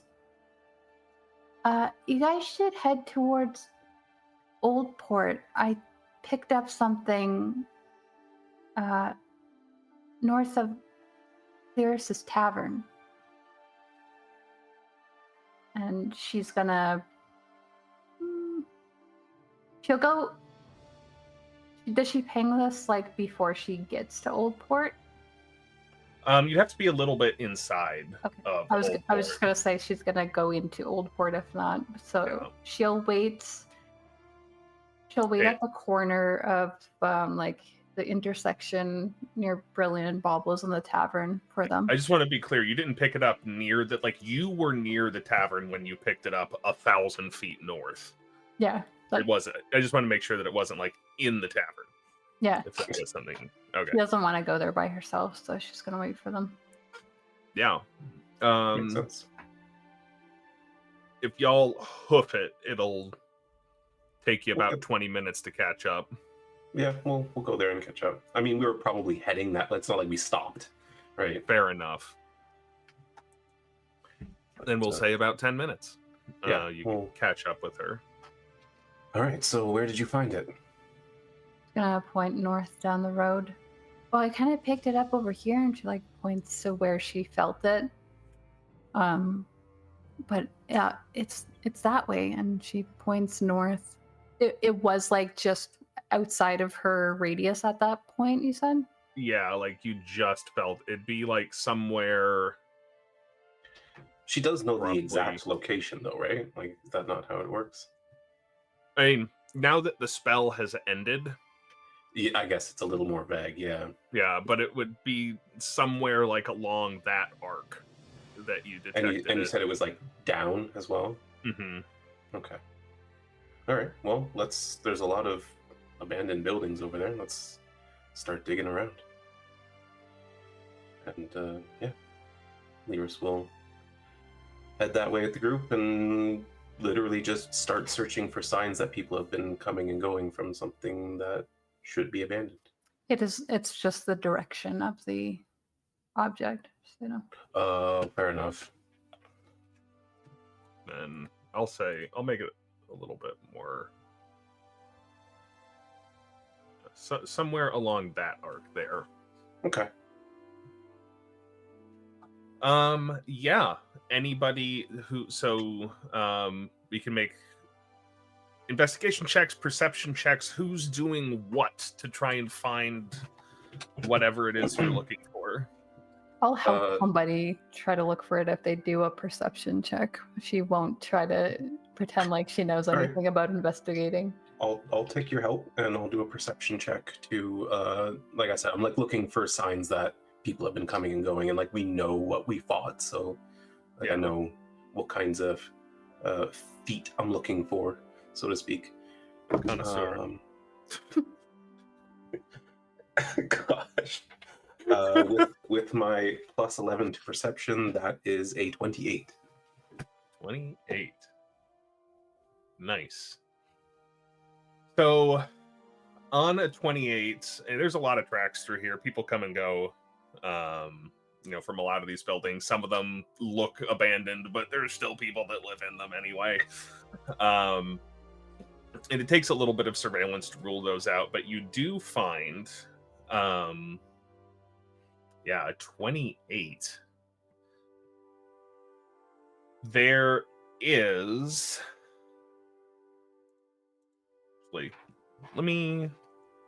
Let's roll for luck. Just roll a d20 for me, Shanks. All right, why not? Dang it, you should have done the thing at the inn. I know, right? Did you say 8 or 18? 18. Okay. Yeah, as you're scouring through the old port, you get down towards some of the abandoned docks. In fact, one of the ones that you were considering purchasing. Did purchase, just haven't done anything with. Yeah. haven't done anything with yet. And there is, it's kind of partially worn away by now. It looks like maybe somebody stepped on it, but there is the faint impression of a footprint that you're sure would match one of those creatures. And it is very near the dike that holds back the sea here. And if you look over, just based on the orientation of this footprint, it looks like somebody probably came over that seawall. And if you look down, the tide is such that you can see some impressions in the mud down there. Looks like something came out of one of the storm drain. That is almost exactly what I was expecting. Yeah, let's he notifies everyone. He's like, I think they're coming out of one of these, so follow me, and leaps down to follow the tracks to whichever one they go into. Right. Cam is going to just touch Wade on the shoulder. Just in case, and she's going to give him her vigilant blessing so that you have advantage on initiative, your next initiative roll. And I will cast Mage Armor. Nice. Mort. Nice. So who's leading us up? I'll lead. Stealthily or that's probably rambunctiously, or yeah, no, I'm gonna do it stealthily. Right. Stalking prey at this point. Let's roll some stealth. Yeah. I've been rolling really well, and I'm a little concerned my luck's about to run out, but this would be the time for that to happen. Exactly. She'll put in a little extra effort, and I'm gonna use my inspiration to give myself advantage on this, or give myself a straight roll, I guess, because I have disadvantage on this. Are we rolling for stealth? Is that what we're doing? Mm-hmm. Yeah, I didn't roll great, so I only got a 23. Ugh, shame. I rolled a 1. Should I use advantage? Up to you. Should I use the? I'd appreciate it. No, yeah, I'll do that because it'll probably be fine. That's a total of 21. Nice. That's I got a 14. Hey, that's pretty high for Cam. All right. Yeah, and you venture into this looks like primarily a storm drain. It looks like there was a grate covering this outlet at some point, but it's either rusted away or been removed. Wherever it is, it's not here anymore. And you're able to follow these footprints into a fairly sizable like pipe here, about 15 feet wide, with a small river of something running down the middle of it. It's not particularly high in here right now. It hasn't rained in a little while. But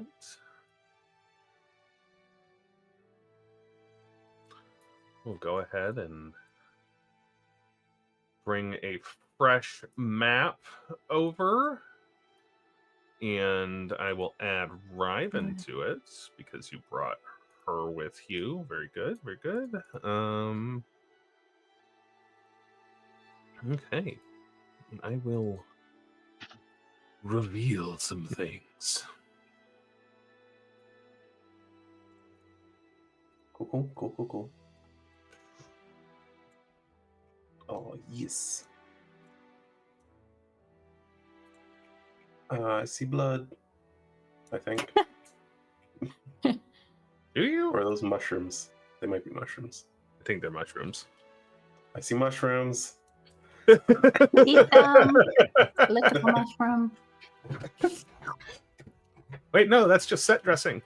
Sometimes you need to put stuff somewhere to make some place feel like somewhere, you know? Sure. You're coming on to me, right? Yeah, let's go with that. Yeah, which side of this do you want to be walking on? I just left. Got it. Yeah, there are a number of small pipes that enter into the side of the wall, some smaller streams. It looks like maybe some of the brickwork that has made up this sewer system has cracked in places, and you can see some fresh water streaming in from some places, groundwater draining into here. Yeah. And with a very high number on your check earlier, you notice that the footprints follow in the sand up the left side and then seem to stop in this wall where this maybe like 1 or 2 foot wide pipe joins in. Okay.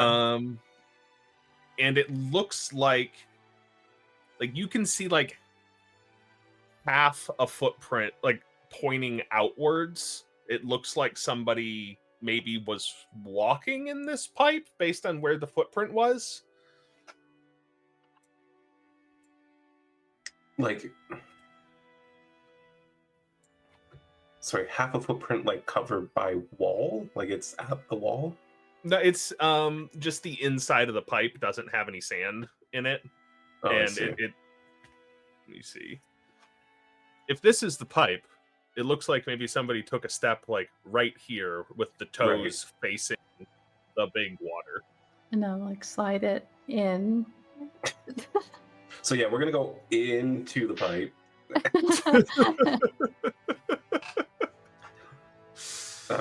Yeah, fair enough. Well, Lyris will carefully, stealthily move forward and peek around that corner.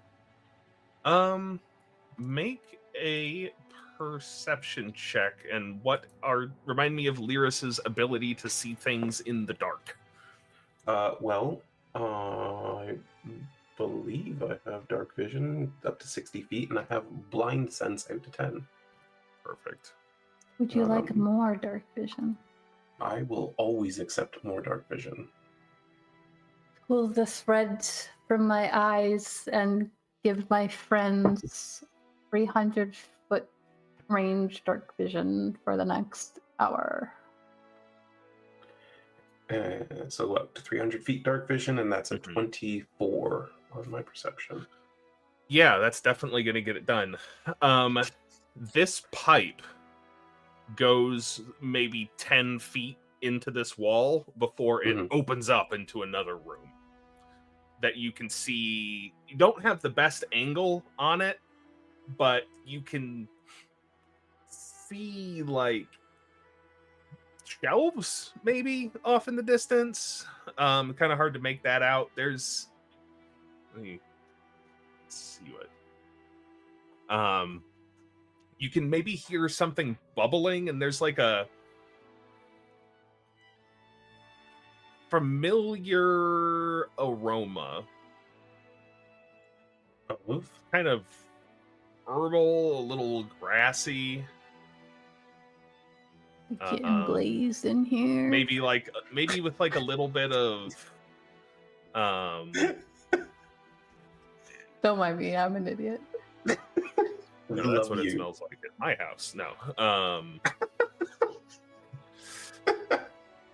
With a little bit more of that beach at low tide kind of smell, which you were getting hints of because you're near the beach at low tide, but it's like also coming from in there. Fair enough. It warrants exploration, so I think I'll like indicate that I think it's this way and head around the corner. Cam's gonna keep like a 20-foot distance between her and Lyris. This is into a pipe that's like a foot wide in diameter. Oh, I didn't realize it's only a foot wide. Okay, I guess I'll go around and see if there's maybe it leads somewhere. Another option. Yeah. Cross and like head up to that next opening then and see if there's something wider I can go through. Yeah, you're able to see that when you get up there that it just the sort of path of water is about the same diameter, but this is just open with some place to walk on. Okay. Those are those legit just set dressing, or are there mushrooms actually there that those are set dressing. Okay. Just wanted to be sure because I know there's crazy fungals in D&D. For sure. But you've never seen that before. I've used them before. You get really high off them. Yeah, then I'll cross over, I think, and go kind of. I'm using the same pattern. I'm trying to be stealthy. I'm moving up slowly.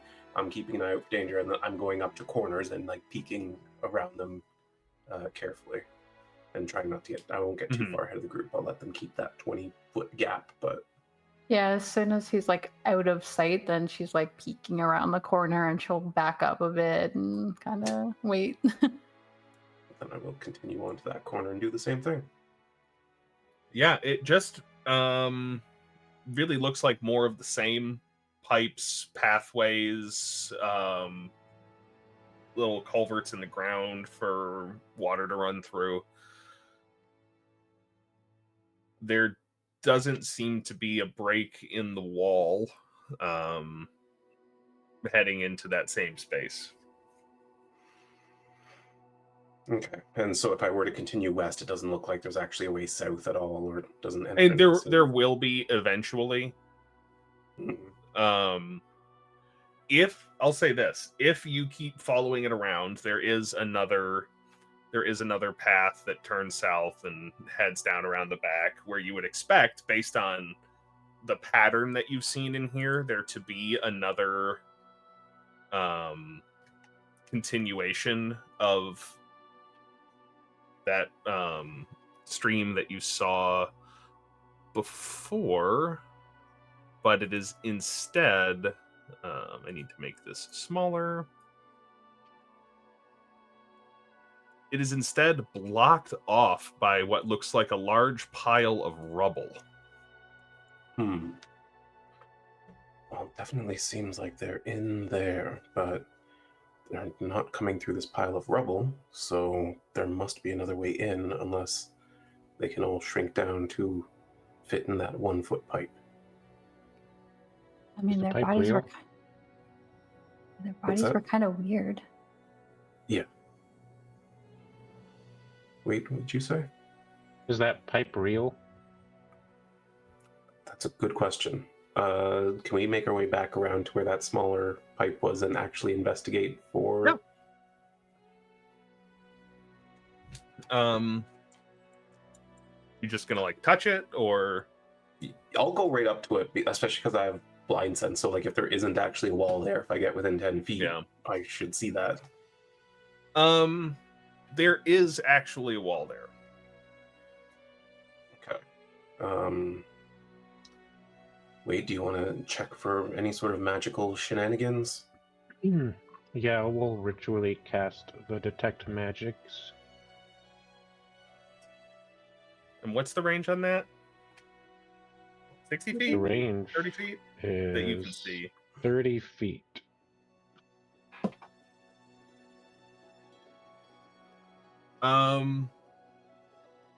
The pipe itself is non-magical, but there is a lot of magic that you're pinging up on in the other room. Just through the wall. It's really magical in there, guys. Zoinks! Looks like it's primarily transmutation with a dash of necromancy. That all checks out. Well, what do you want to do? Let's see. Ryven's here. What can she do? Well, I actually... I have a plan. I think I can... How... based on the pipe itself, can we tell, like, how deep this wall is? Maybe, let me see. It looks like it's about 10 feet thick. Okay. And you can see there's open space on the other side. Right. Well, I'm trying to figure out how this magic item works. I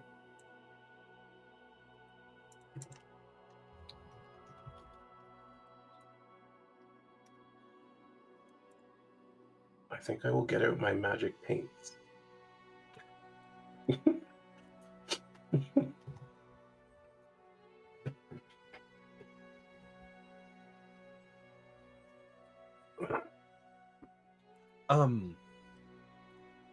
Ryven will chime in. I do have a spell that could get us through that wall if you don't want to use your item, but it would take up a pretty powerful...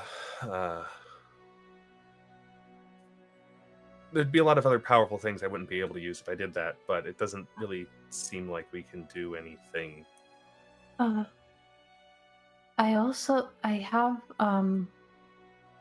have Muffin we could send in. And she pulls out the little foldable pet. But to do what? Well, it records everything that it's seen and heard in the last 10 minutes, so if we sent it in there and came back, it could tell us.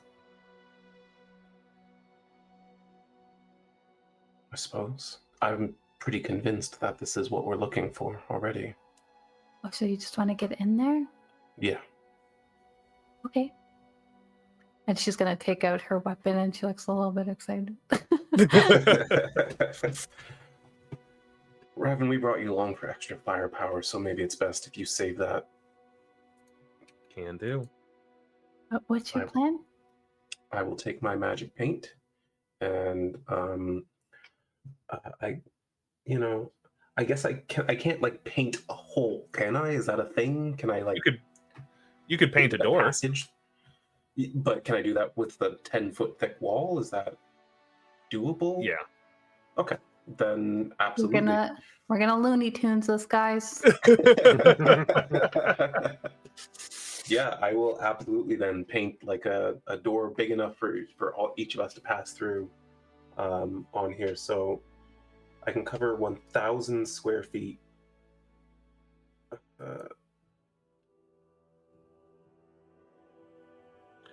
Each pot has enough for 1,000. Yeah, don't worry about the math too much. That'll get very complicated because. Oh, I know, but I just but I don't want to be like, oh, I have unlimited of this, because that's not fair. Valid. But I mean, square feet. We're looking at maybe what, like 10 square feet to do a door. Yeah. Yeah. So I will do that. I will paint I'll actually make it a nice door. It's it's blue and it's got a really nice like arched design to it. And... Nice. Yeah, after about after a few minutes of drawing, this door appears, and then all of a sudden it's a 2-dimensional painting of a door, but you blink for a second, then all of a sudden it's in 3 dimensions, and the door handle is sticking out. And you see that, guys? This wall is adorable. Wow. That's pretty funny. All right, put my paints away, draw my swords. And I need to roll for something.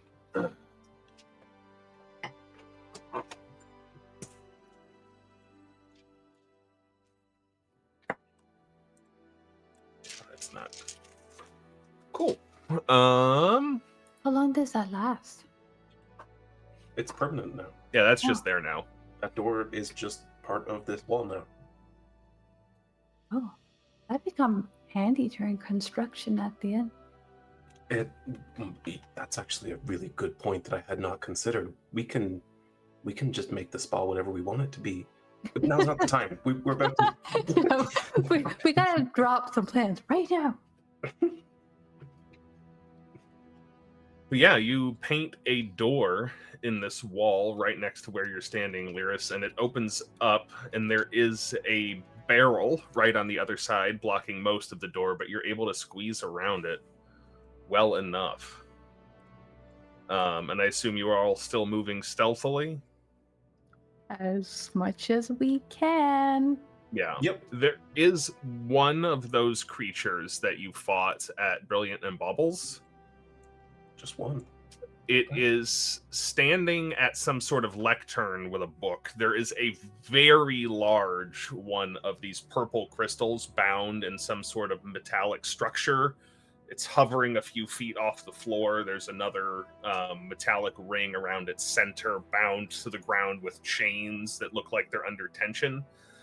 And there is, on the far side of the room, near the cultists, there is a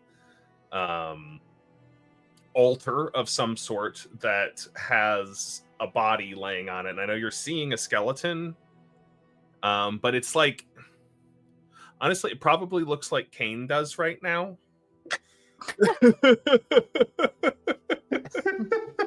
And how would you describe him looking right now? I don't know how Kane looks right now. Fuck. But in my mind, so there's like some organs and some muscle that's knitting itself around this. There's like a little bit of skin on the bottoms of the feet and like the tips of the fingers. It doesn't look like a rotting corpse. There's no stench of that. There's none of the discoloration that you would expect. Right. Okay. And at the south side, there's a very large vat of green liquid that's bubbling a little bit every so often, just like a little comes up from it. With it looks like a spout pointed to drain it into this pipe. Ooh, I don't like that. And then all kinds of shelves. It's probably difficult to make out, but they're from where you are. But there are some bedrolls on the far side of the room in the southwest corner as well. There's a set of pretty dodgy looking stairs going up. And one of the more striking features in this room, those two green squares to the east of the cultists, sort of, flanking that side of the room, are very large statues, it looks like, of some sort of the skeleton of some kind of serpentine creature covered with a faint green hue. Almost looks like they're covered in moss. I'm a little concerned about those. I feel like they're going to come to life when I try to sneak past them, but I'm going to try anyway. Hey, Oh, before we do that, should I just summon a dragon? That will alert them to our presence. Okay. Can you tell Well, me? There will also be a dragon afterwards, so... True. Can you ready an action to summon it when I stab him? Yeah, I can do that. From watching Lyris in battle, do we know if there's like some sort of benefit for him to be like, left to it sort of thing? Yeah, he's pretty good at just getting out there and striking down an enemy on his own. Yeah, you've been watching him like duel and like assassinate and sneak attack people, so. All right, here. Caramel Strider.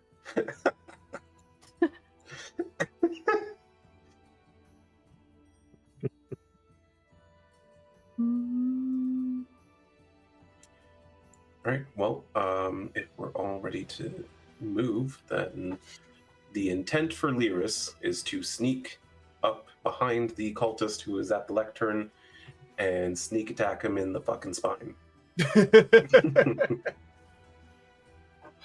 All right, I will ask for another stealth check for that, Another one.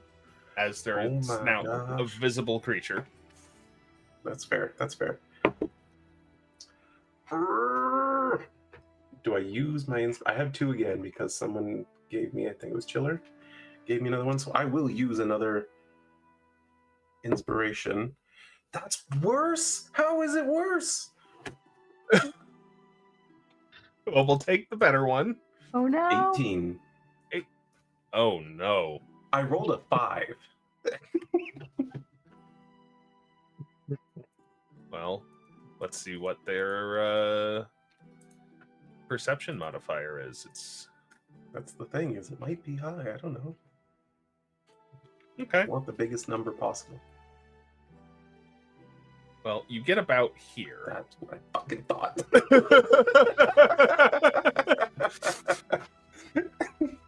Should I just summon a dragon?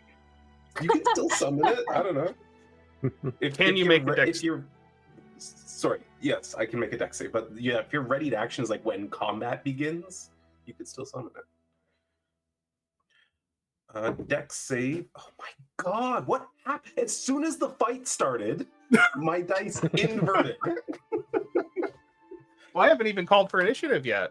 Maybe they'll invert again. All right. You said you have another advantage. I Still, do right? have one Okay. more, yeah. Okay. I might use it. Trying to keep track of the overlay. I'm gonna use it because that's not a lot. Oh, okay. Take that. That's a 13. 13 is not quite enough. I'm gonna roll another one. I'm using my advantage. Okay. Yes, that's a 26. 26. Nice. So you're not a high enough level on anything to save for half yet, are you? Or when you save for half, you take nothing, you don't have evasion? No, I don't have evasion yet. Unfortunately, it is coming, but it's a ways out. Okay. Then you take half damage.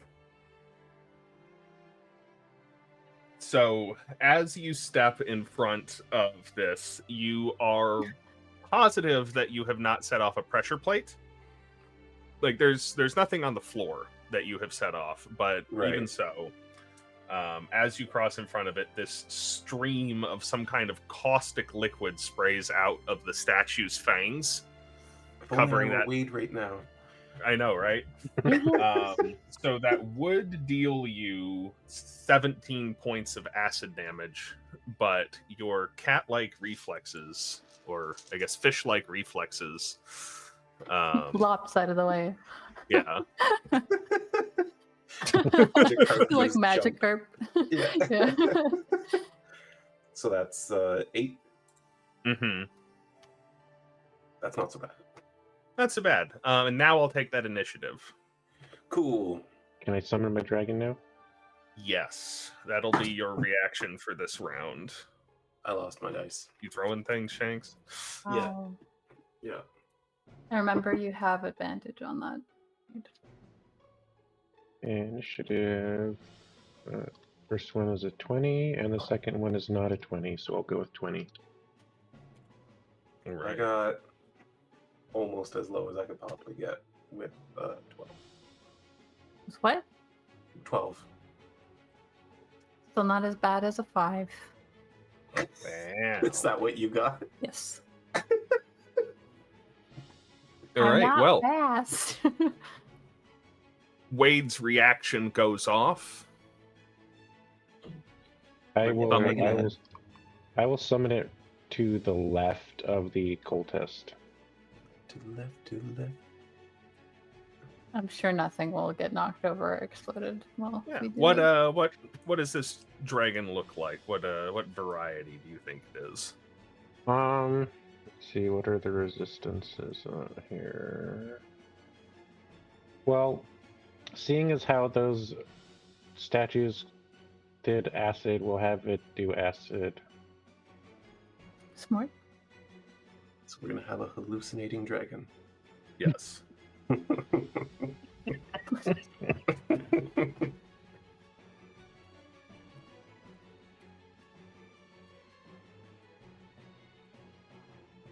And you want it over here?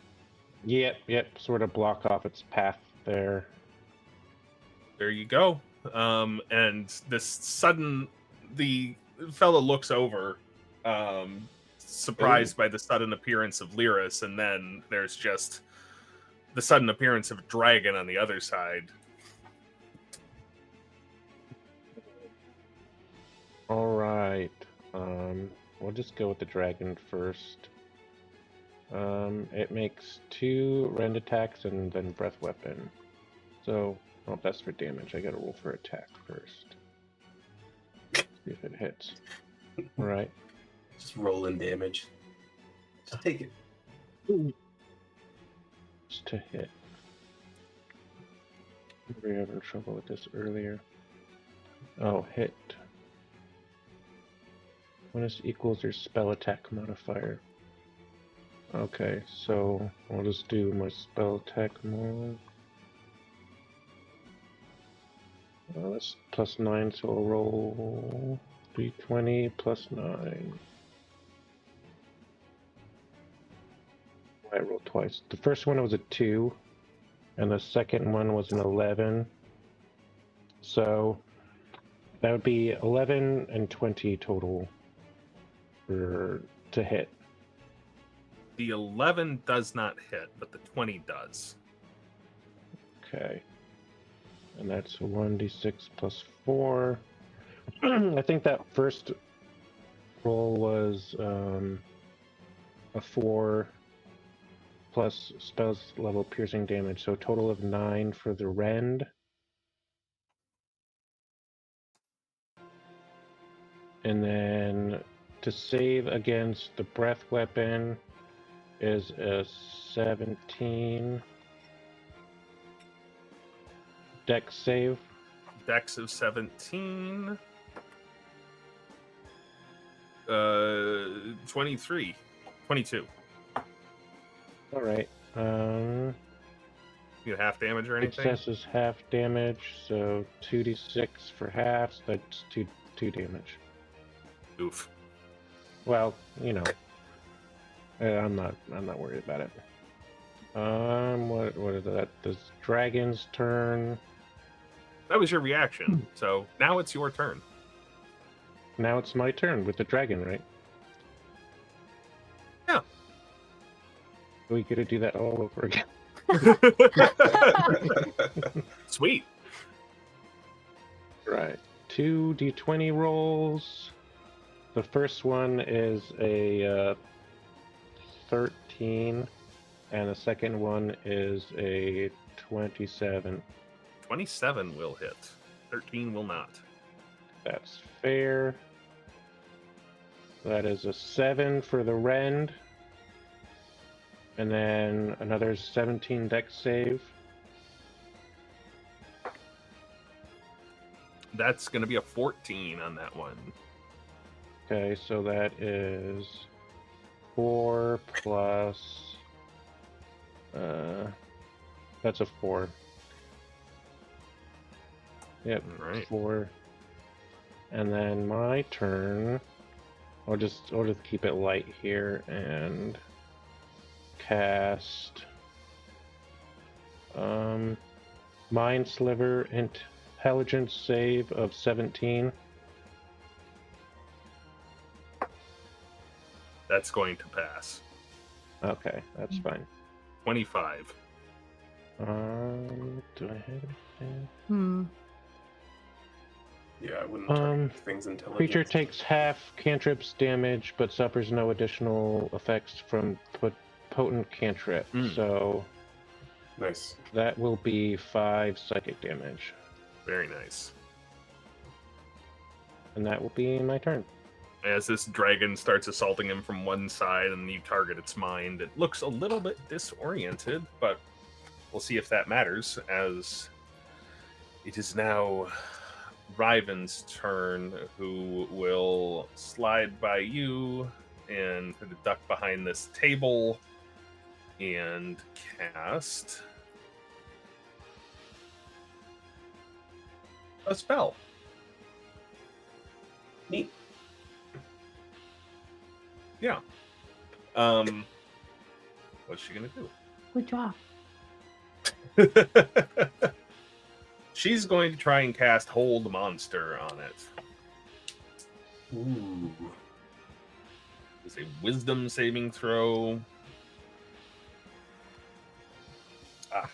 Unfortunately, that is going to pass. This thing's rolling good tonight. But shit. Whatever it is, it's resilient. We know. We've killed a bunch of them before. Right, now it's on to the cultist's turn, with this dragon here looks somewhat panicked at the book and chants something in a language that none of you speak. And this creature over here starts to get up off the table. Okay. Well, I'm glad there's a dragon between it and me at the moment. Right?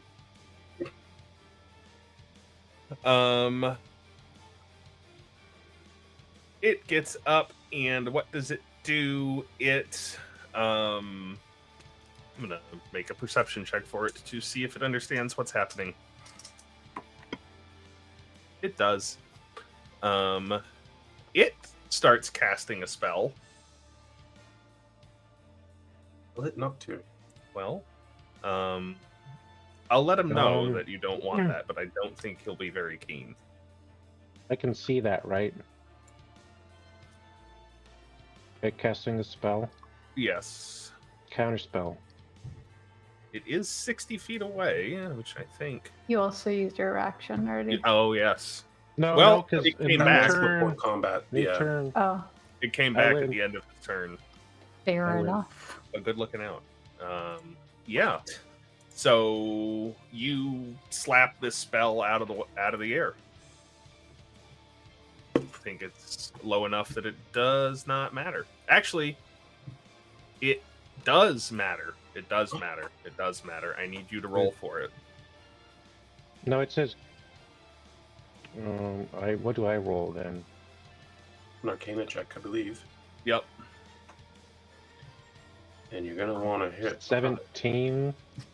That'll be enough. Yeah. Cool. fights the spell a little. The spell is a little bit trickier than you might expect, but you are able to slap it out of the air. And Do I know what it is?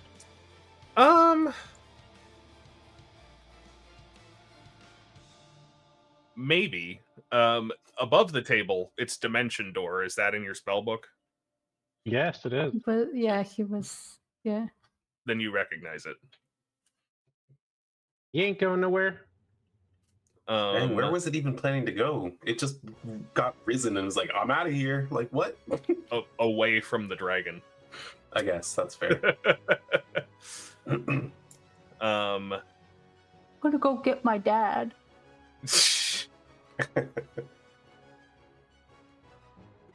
Yeah. It's gonna try and it'll come over here. I don't know if your dragon gets opportunity attacks or not. It is a creature on the battlefield, so Some of these like summon spells are like you don't actually summon anything. It creates a spectral spirit that acts on your turn. yeah, but I'm pretty sure it counts as a creature. I mean, it doesn't say it doesn't get an opportunity of attack. Sure. Okay. Roll for a rend here of 14. It's going to miss. It bounces off some sort of arcane field that seems to be protecting it. One with which you have a lot of familiarity, Wade. Is that mage armor? Uh-huh. Right, well, that is going to be their turns. Lyris, you are up and covered in acid. Yeah, Lyris kind of was rolling on the ground getting this acid off him, and then he will immediately leap up and I'm really conflicted at the moment. I think since we know what the cultist is, what I'm going to do is move to deal with what we don't know. Make what's your passive perception? Pretty good, 21. right? Yeah. The half-formed face looks somewhat familiar. In what sense? It looks like maybe the musculature and skeletal structure of a creature you once knew as Jacob Amatha. Motherfuck. This Okay. guy, this bastard. No. I'm dealing with him then, because I fucking hate that guy. I'm going to cast Hunter's Mark on him first. You do which, should tell me any vulnerabilities, resistances, or immunities. Yes. It is immune to poison and the poisoned condition, as well as exhaustion.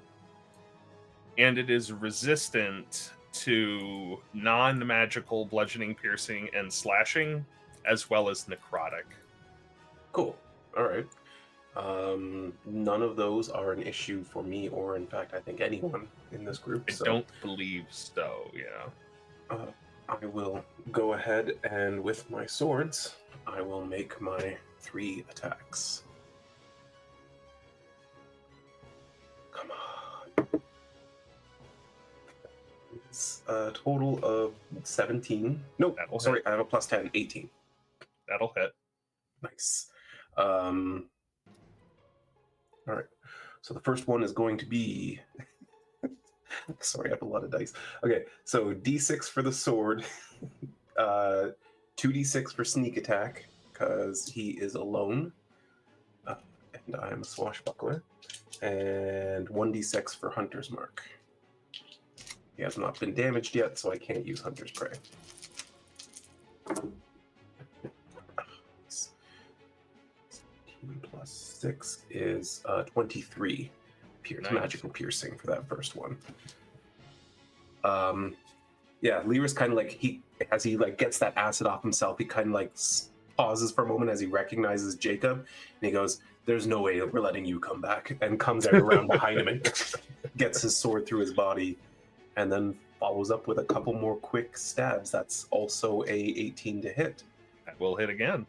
And that's going to be just the D6 and the D8 for Hunter's Prey. He has taken damage now.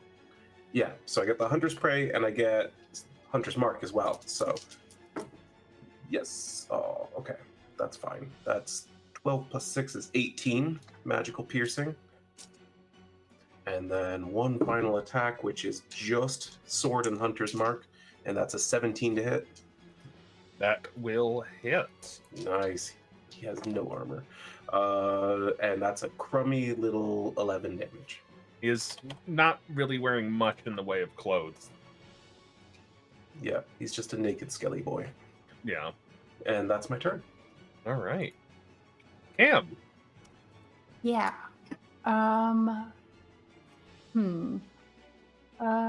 Going to run up 5, 10, 15, 20, 25, 30, and chuck my trident at the cultist. It has a range of 20 feet, so that should be fine. And 16 plus something. That will hit. That will hit. Okay. I assume that would be 1d8. Okay. 11 plus. I'm going to use my divine strike with this hit. I was so confused there for a second. Like, how'd you roll an 11 on a d8?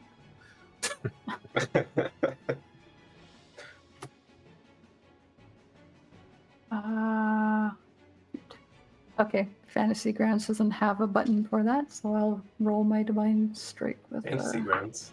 You're not even in the right program. D&D Beyond. So that's 17 damage, and 6 of it is radiant damage. All right. Yeah, your trident makes good contact.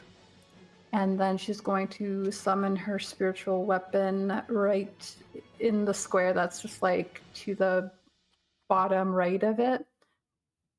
I guess I could actually just draw that myself, couldn't I? I'll do that.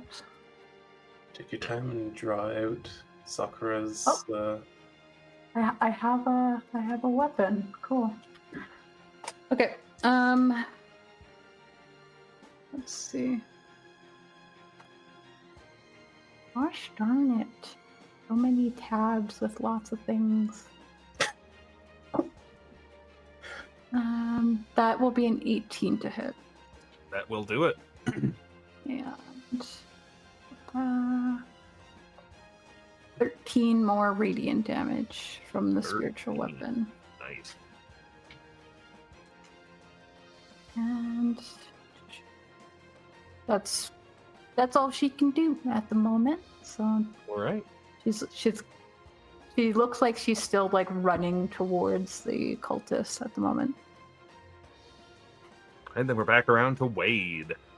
Wade and the dragon. Rinse and repeat. We'll do with the dragon 2 rend attacks. That's a 24 and a 13 to hit. Those will both hit. 6 plus 4. That's 7 on the first one. Actually, I'm sorry. What did you say the second one was? So 13. So 13 does not not gonna hit. 13 does not hit. I was questioning. That's 7 rend. And a 17 dexterity save for the breath weapon. 18. Oh my god, this thing hates me. That's At least you 4. rolled about 4 damage on that one. Well, yeah, but it gets halved, so it's 4 anyway. Yeah, but last time the 4 got halved. Yeah, so that's 4 damage from the breath weapon. And I'll try a Mind Sliver. Should I do Mind Sliver? It rolled high on Intelligence save too. I hate that. I'll do it anyway. Intelligence save of 17 for Mind Sliver. 10. Oh, nice.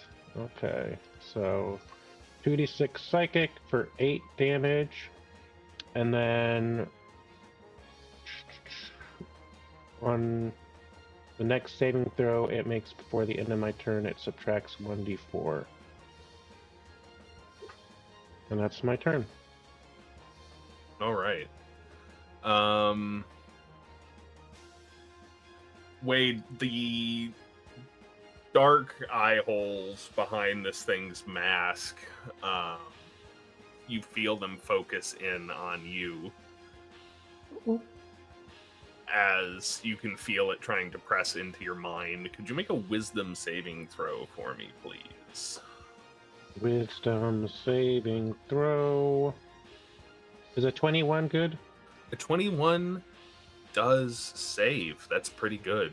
Yeah. Okay. So you can feel this thing like trying to erode your mind is the best way to put it. You're able to resist it, but you do still take half damage as I need more dice. 500 psychic damage. Not quite. 250 halved. So that would have been 28 psychic damage halved to Wow. 14. Cool. And So bad. it is going to... That is reaction. No. It's me forgetting the initiative order. Is what it is. So Ryven will go next.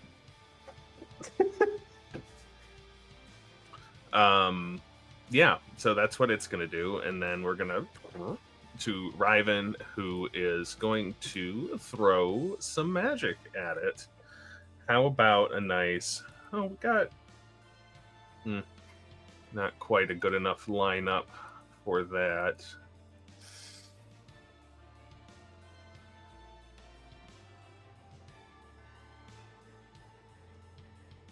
Yeah, I'll tell you what she is going to do. This will be fun for you, Shanks, I'm sure. Well, No, it'll be good. It'll be good. As Ryven closes a little bit of the distance between the two of you, and if you are a willing creature, we'll cast haste on you. yes. I was legit considering using up a consumable for that, so Yeah. I'm Yeah, so very happy with that. Ryven casts haste. Nice. And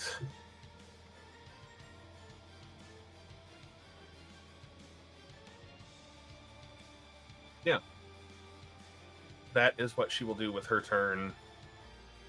On to Jacob.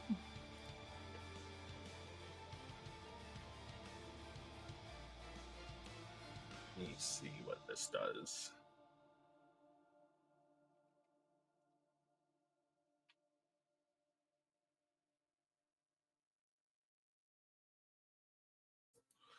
That's not going to be a good call.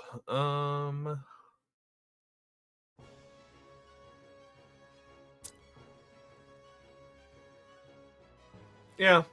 Well, you're right there in its face, so yeah. It sort of puts its hands out in two different directions, one like right in your face, Lyris, and one pointing towards Ryven. And some shadowy tendrils of necrotic energy jet out of its hands, and that is going to be a... Spell? No. Not a spell, unfortunately. Dang it. You always It mix does up have all the those. resistances. It's gonna be a 23 to hit you, Lyris. Why? Why is it always one above me? Even with haste, that hits me. Silvery barbs. Okay. Oh shit, I have that too. I forgot about that. But thank you.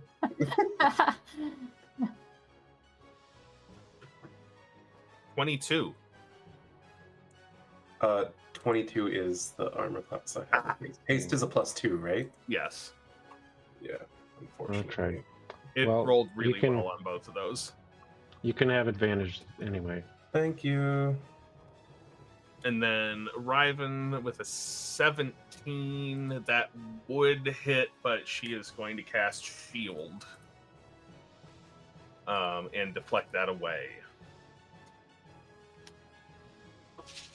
Just get these out. Must be fucking nice.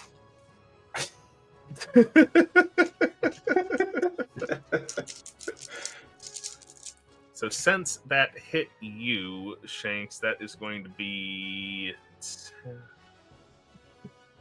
21 points of necrotic damage as you just feel this cold Good gosh. envelop you. And make a Ton of strength damage, saving throw, please. Jesus. Do you want me to just hand you my character sheet? No, that's okay. I It's not understand already. rolling is fun. You're fucked, basically. 22. 22 resists. You can feel this shadow trying to wrap around you and hold you in place, but you are too strong for it. With your shadows, Jacob. Pick up. And then it would be your turn. Good, because I fucking hate Jacob. I'm going to bonus action cast Barkskin. Okay. So, yeah. So that is. Always forget. I should have this on the sheet as the thing.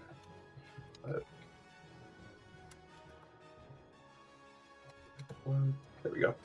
So that's going to give me temporary hit points equal to spellcasting ability modifier plus proficiency bonus. So that is 4 plus 3,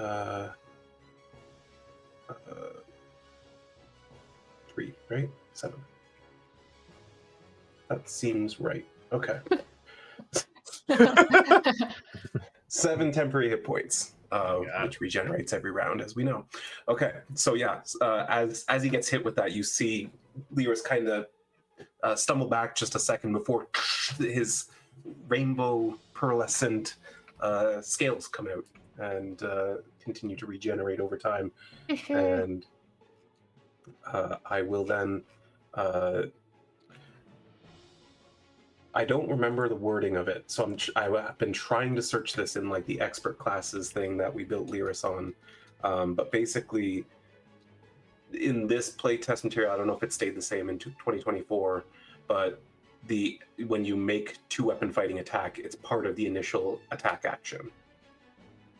And I guess I'm wondering if with haste, do I get that extra attack as well, or just one single strike?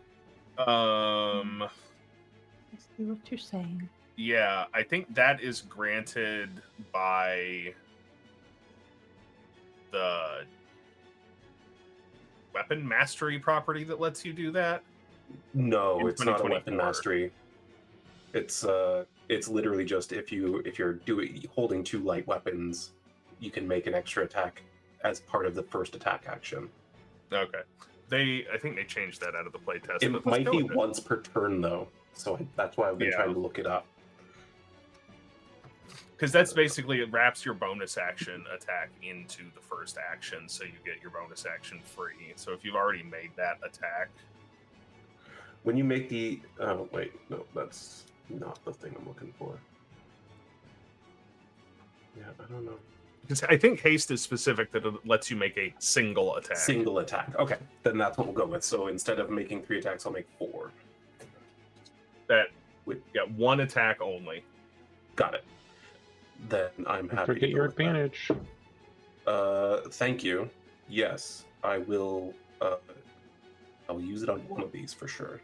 But that is a 21 to hit. For sure. You know, I'm just gonna do Hunter's Mark and Sword for this one. Going fishing? Hoping for a crit. Yeah, I'm hoping to crit. That's 5 plus 6, so 11 piercing damage on that first one. Magic, just as we know. And I will roll this one with the advantage from silvery barbs. Unfortunately, it's still only a 22 to hit. Unfortunately, that's still higher than its armor class. Yeah. I am still going to stick with just Hunter's Mark for this one. That's 15 more damage. Yeah, I mean, you might as well. If you don't get a crit on the last one, you can always use it.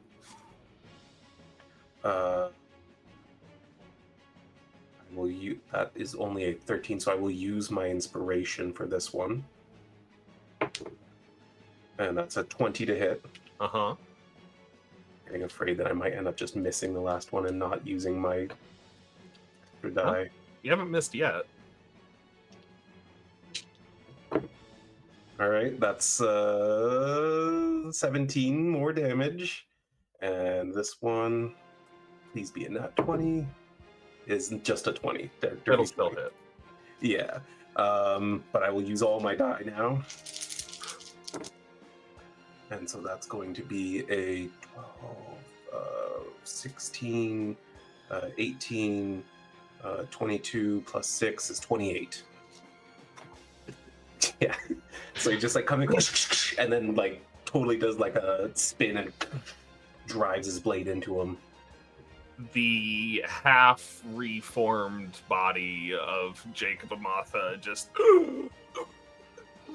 as you plunge this sword through it, looks like it's having a very hard time keeping itself together. Good. I'm gonna fucking kill this guy. Damn. She's still running towards. She wants to go and get her trident, so she's not just gonna leave it there. So when she's running, she's going to cast Spirit Guardians as she's running, and I need Jacob ?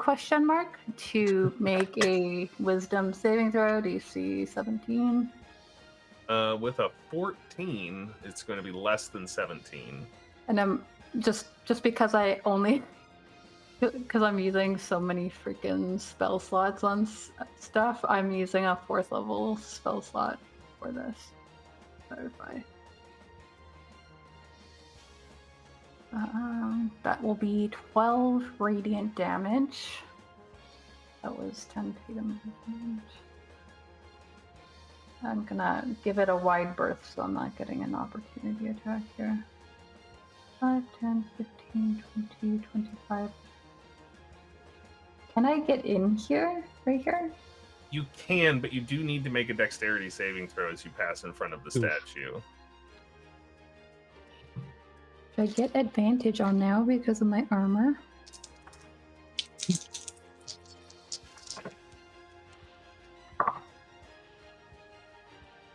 That is a 15. Fortunately, not going to be quite high enough. As this, once again, the fangs on the statue trigger by you passing in front of it and sprays a caustic substance onto you for 12 points of acid damage. And I need to make a con save, and I have advantage on those from my Fae boy.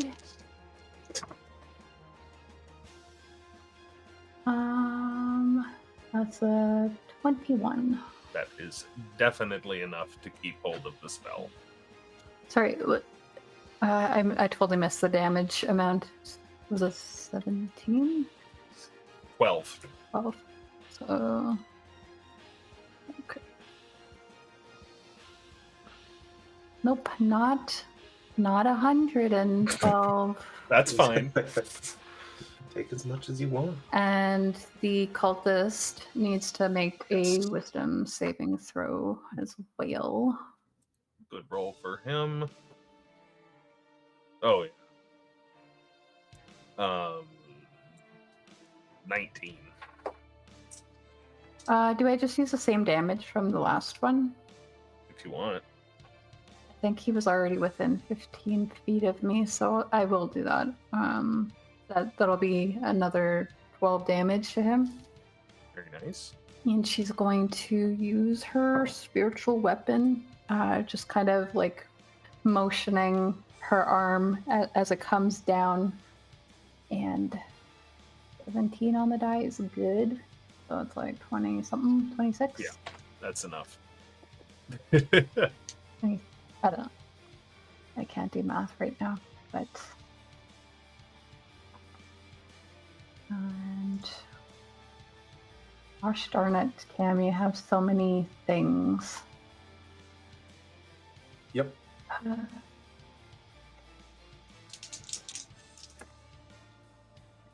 The spiritual weapon doesn't count as a weapon attack, right? It's a magic attack. It's a spell attack technically. Yeah. So that is.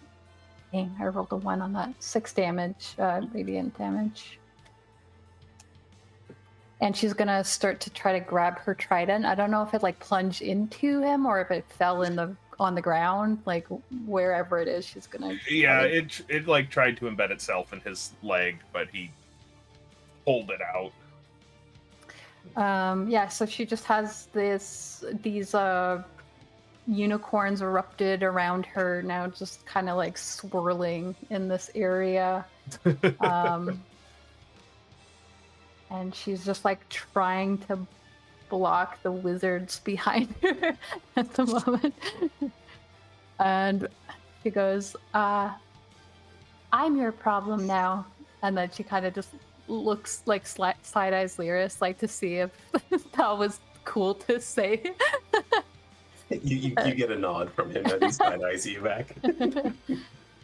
And that'll be the end of her turn. All right, back to the top. Wade. And Dragon. You sure you don't want to stand in front of the acidic statue first? I'm good. For you, it's like a shower, right? I picked their damage type just for you, Wade.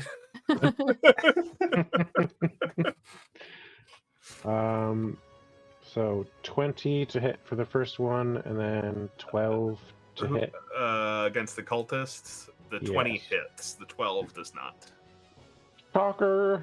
Right? Alright. I keep on hitting one.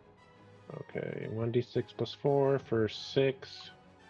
And then a breath attack, a dexterity save of 17. No. Natural one. 4. 4 plus. That's 4. So 4 damage. Alright. And then my turn will be just another mind sliver, because why not? Intelligence save of 17. Cultist again? Yes. Fail. 6 psychic damage, and then if someone does if someone has him make another saving throw, 1d4 minus 1d4. All right. I'd say I will hide behind a barrel or something. All right. Yep. Partial cover. Yeah, hide behind that barrel. Okay, you're hasted. Let's see.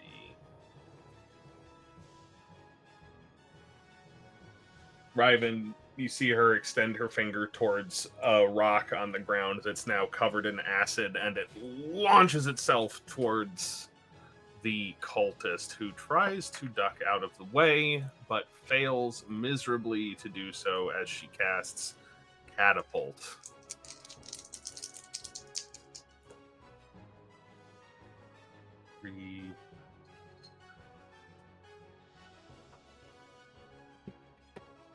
Which I'm going to have do a little extra damage since she launched something covered in acid.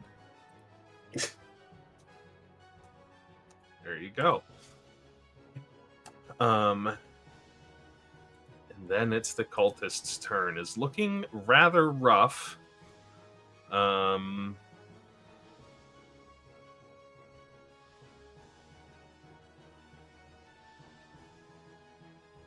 Okay, yeah. Well, Cam, are you nearby? Because it's going to attack you, probably. But we might be able to resolve that later if you're not. Okay. Who knows? It might miss anyway. Does a natural 1 hit? Let me check my sheet. No. All right. Yeah. One of its arms stretches out, and you notice does not have fingers and is just like a squid-like tentacle. Tries to batter you with that, but you are able to deflect it, and it's not able to get a grip on you. He goes, get a grip. Oh, it started its turn inside of your Yes. thingy-goo. 17 wisdom save. I have rolled 3 natural ones in a row on that die. We love that for you. Don't worry, you're gonna attack Lyra soon, and your shriek will end. That'll be 19 radiant damage as these unicorns just like try to shred at this gross freaking person. I don't know what they are. Valid. Person? And Wade, once more, you feel its ire focus on you. If you would make a wisdom saving throw for me, please. That's a natural one. Can I use one of my inspirations? You certainly can. That's that's not much better. For a total of 10. not quite gonna get it done, unfortunately, as this creature never really stopped trying to force its way into your mind, and your head starts reeling as its mind rot ability takes hold. You take 500 points of damage. Come on.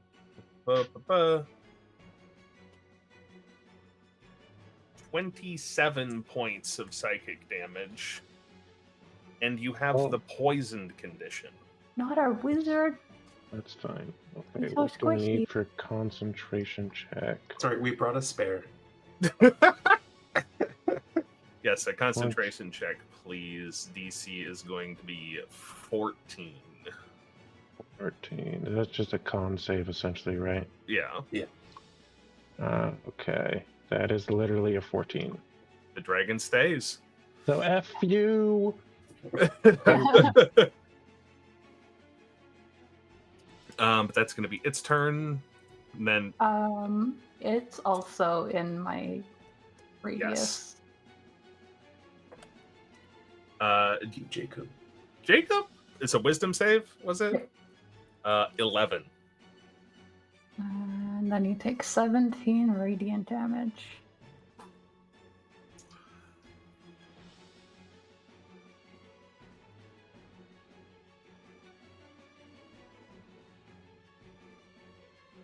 This is a stupid fucking thing to try. It does start casting a spell. Mm-hmm. Counter spell. You need to roll for it. Okay. What do I add again? It's an Arcana check. Arcana check. Come on. Oh my god, a natural one. Do I still have any more advantage? I don't think so. Okay. Well, that's not gonna. That's a total of 10. So probably. Right, Yeah. that is not going to be quite enough. Not unless it's a cantrip. It's not. Which is not a spell. Shanks, could you Yes. make a wisdom saving throw for me, please? I sure can.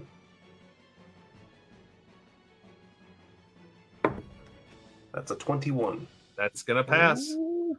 So you can feel the desperation of this creature trying to force its will upon you, trying to disorient you. Yeah, Lyris has been practicing his mental abilities lately, and as he tries to reach in, he's like, no, that's not going to do it.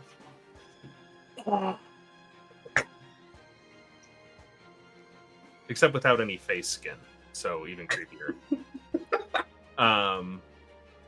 That was its action, and that's gonna be its turn. So, Lyris. Yeah, you're fucked now. That's a 25 to hit, Amazing. with 11 magic piercing. How would you like to re-die Jacob Amata? My first attack. Okay. Yeah. Look, y'all been beating up on him. Oh, I know. I'm aware of how much damage we pumped into him. Yeah, I think as soon as he pushes him out of his mind and he tries to intimidate him, he's just like, I don't think so. And just cuts right through the spinal cord and severs the head from the body. As soon as the skull hits the floor, too, he stomps on it, trying to make sure that he doesn't come back again. But that's only one attack of 4, so I would like to join everyone else in pummeling on this aberrant cultist as well.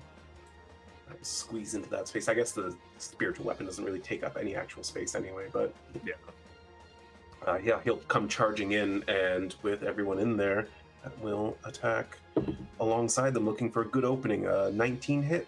Cool. That's going to be 6 is 14 magical piercing. That is a 12 to hit, and I don't have any more advantages. 12 is gonna miss. That is fair. One more.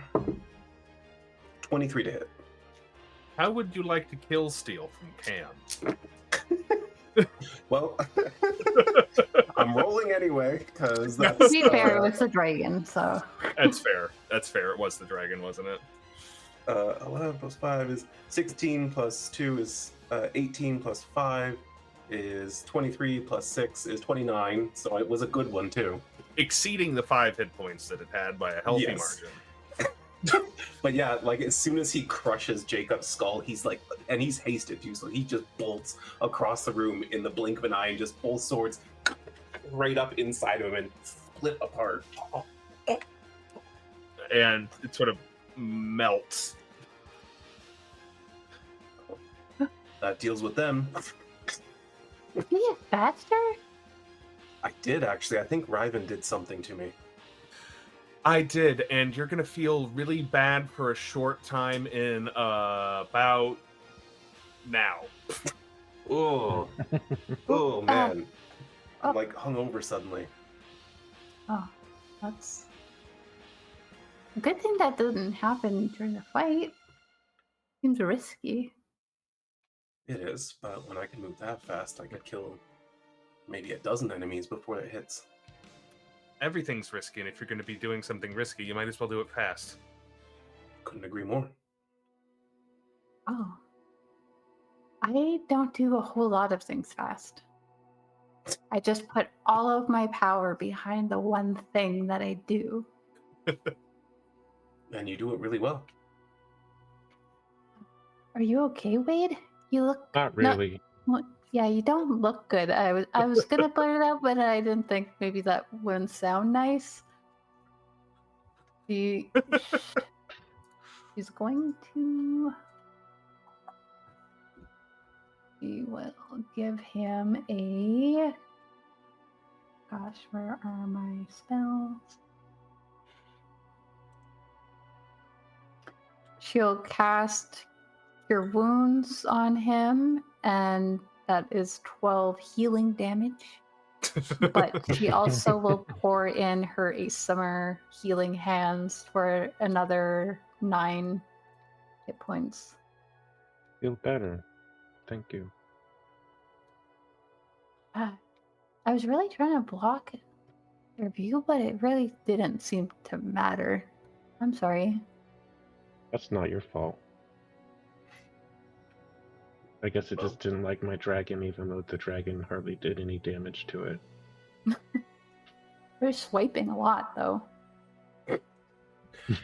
I mean, it definitely had his attention for a lot of the fight, and, you know, wearing him down, which, trust me, it's a good way to fight.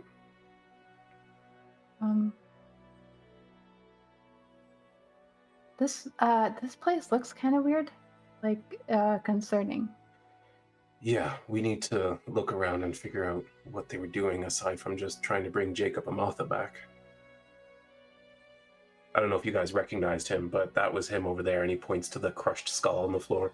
It's like, are you sure? With the crushed skull, it's a little bit more difficult to identify. I just wanted to make sure they're not going to bring him back again. Fair. Mm. Should we like burn? I don't know, like how you just destroy the remains. Well, you have a black dragon here. Do you want to pour a bunch of acid on his body? Yeah, we can do that. Just breath weapon the F out of it. Yeah, just until the spell ends. Just Just Well- spewing acid on him for 8 rounds. flambe. No, that would be nearly an hour. Hours worth of acid breath. Wait, you're wrecking my boots. Oh, I'm sorry. Are they not acid resistant? I didn't think to get acid resistance on my boots now. We'll have to get boots made out of water genasi, I guess. Oh, man. 12 threads works with a variety of materials. It'll unsettle Tosca so much. Wearing your friend's skin. Like, Well, it's not his skin. I mean, that's We what don't Cam even- would. That's what Cam would say in response. Well, I didn't do anything to Wade. We don't even know the genasi the skin came from. It doesn't make it better. But we, I think, are going to figure out what's going on down here 2 weeks from now.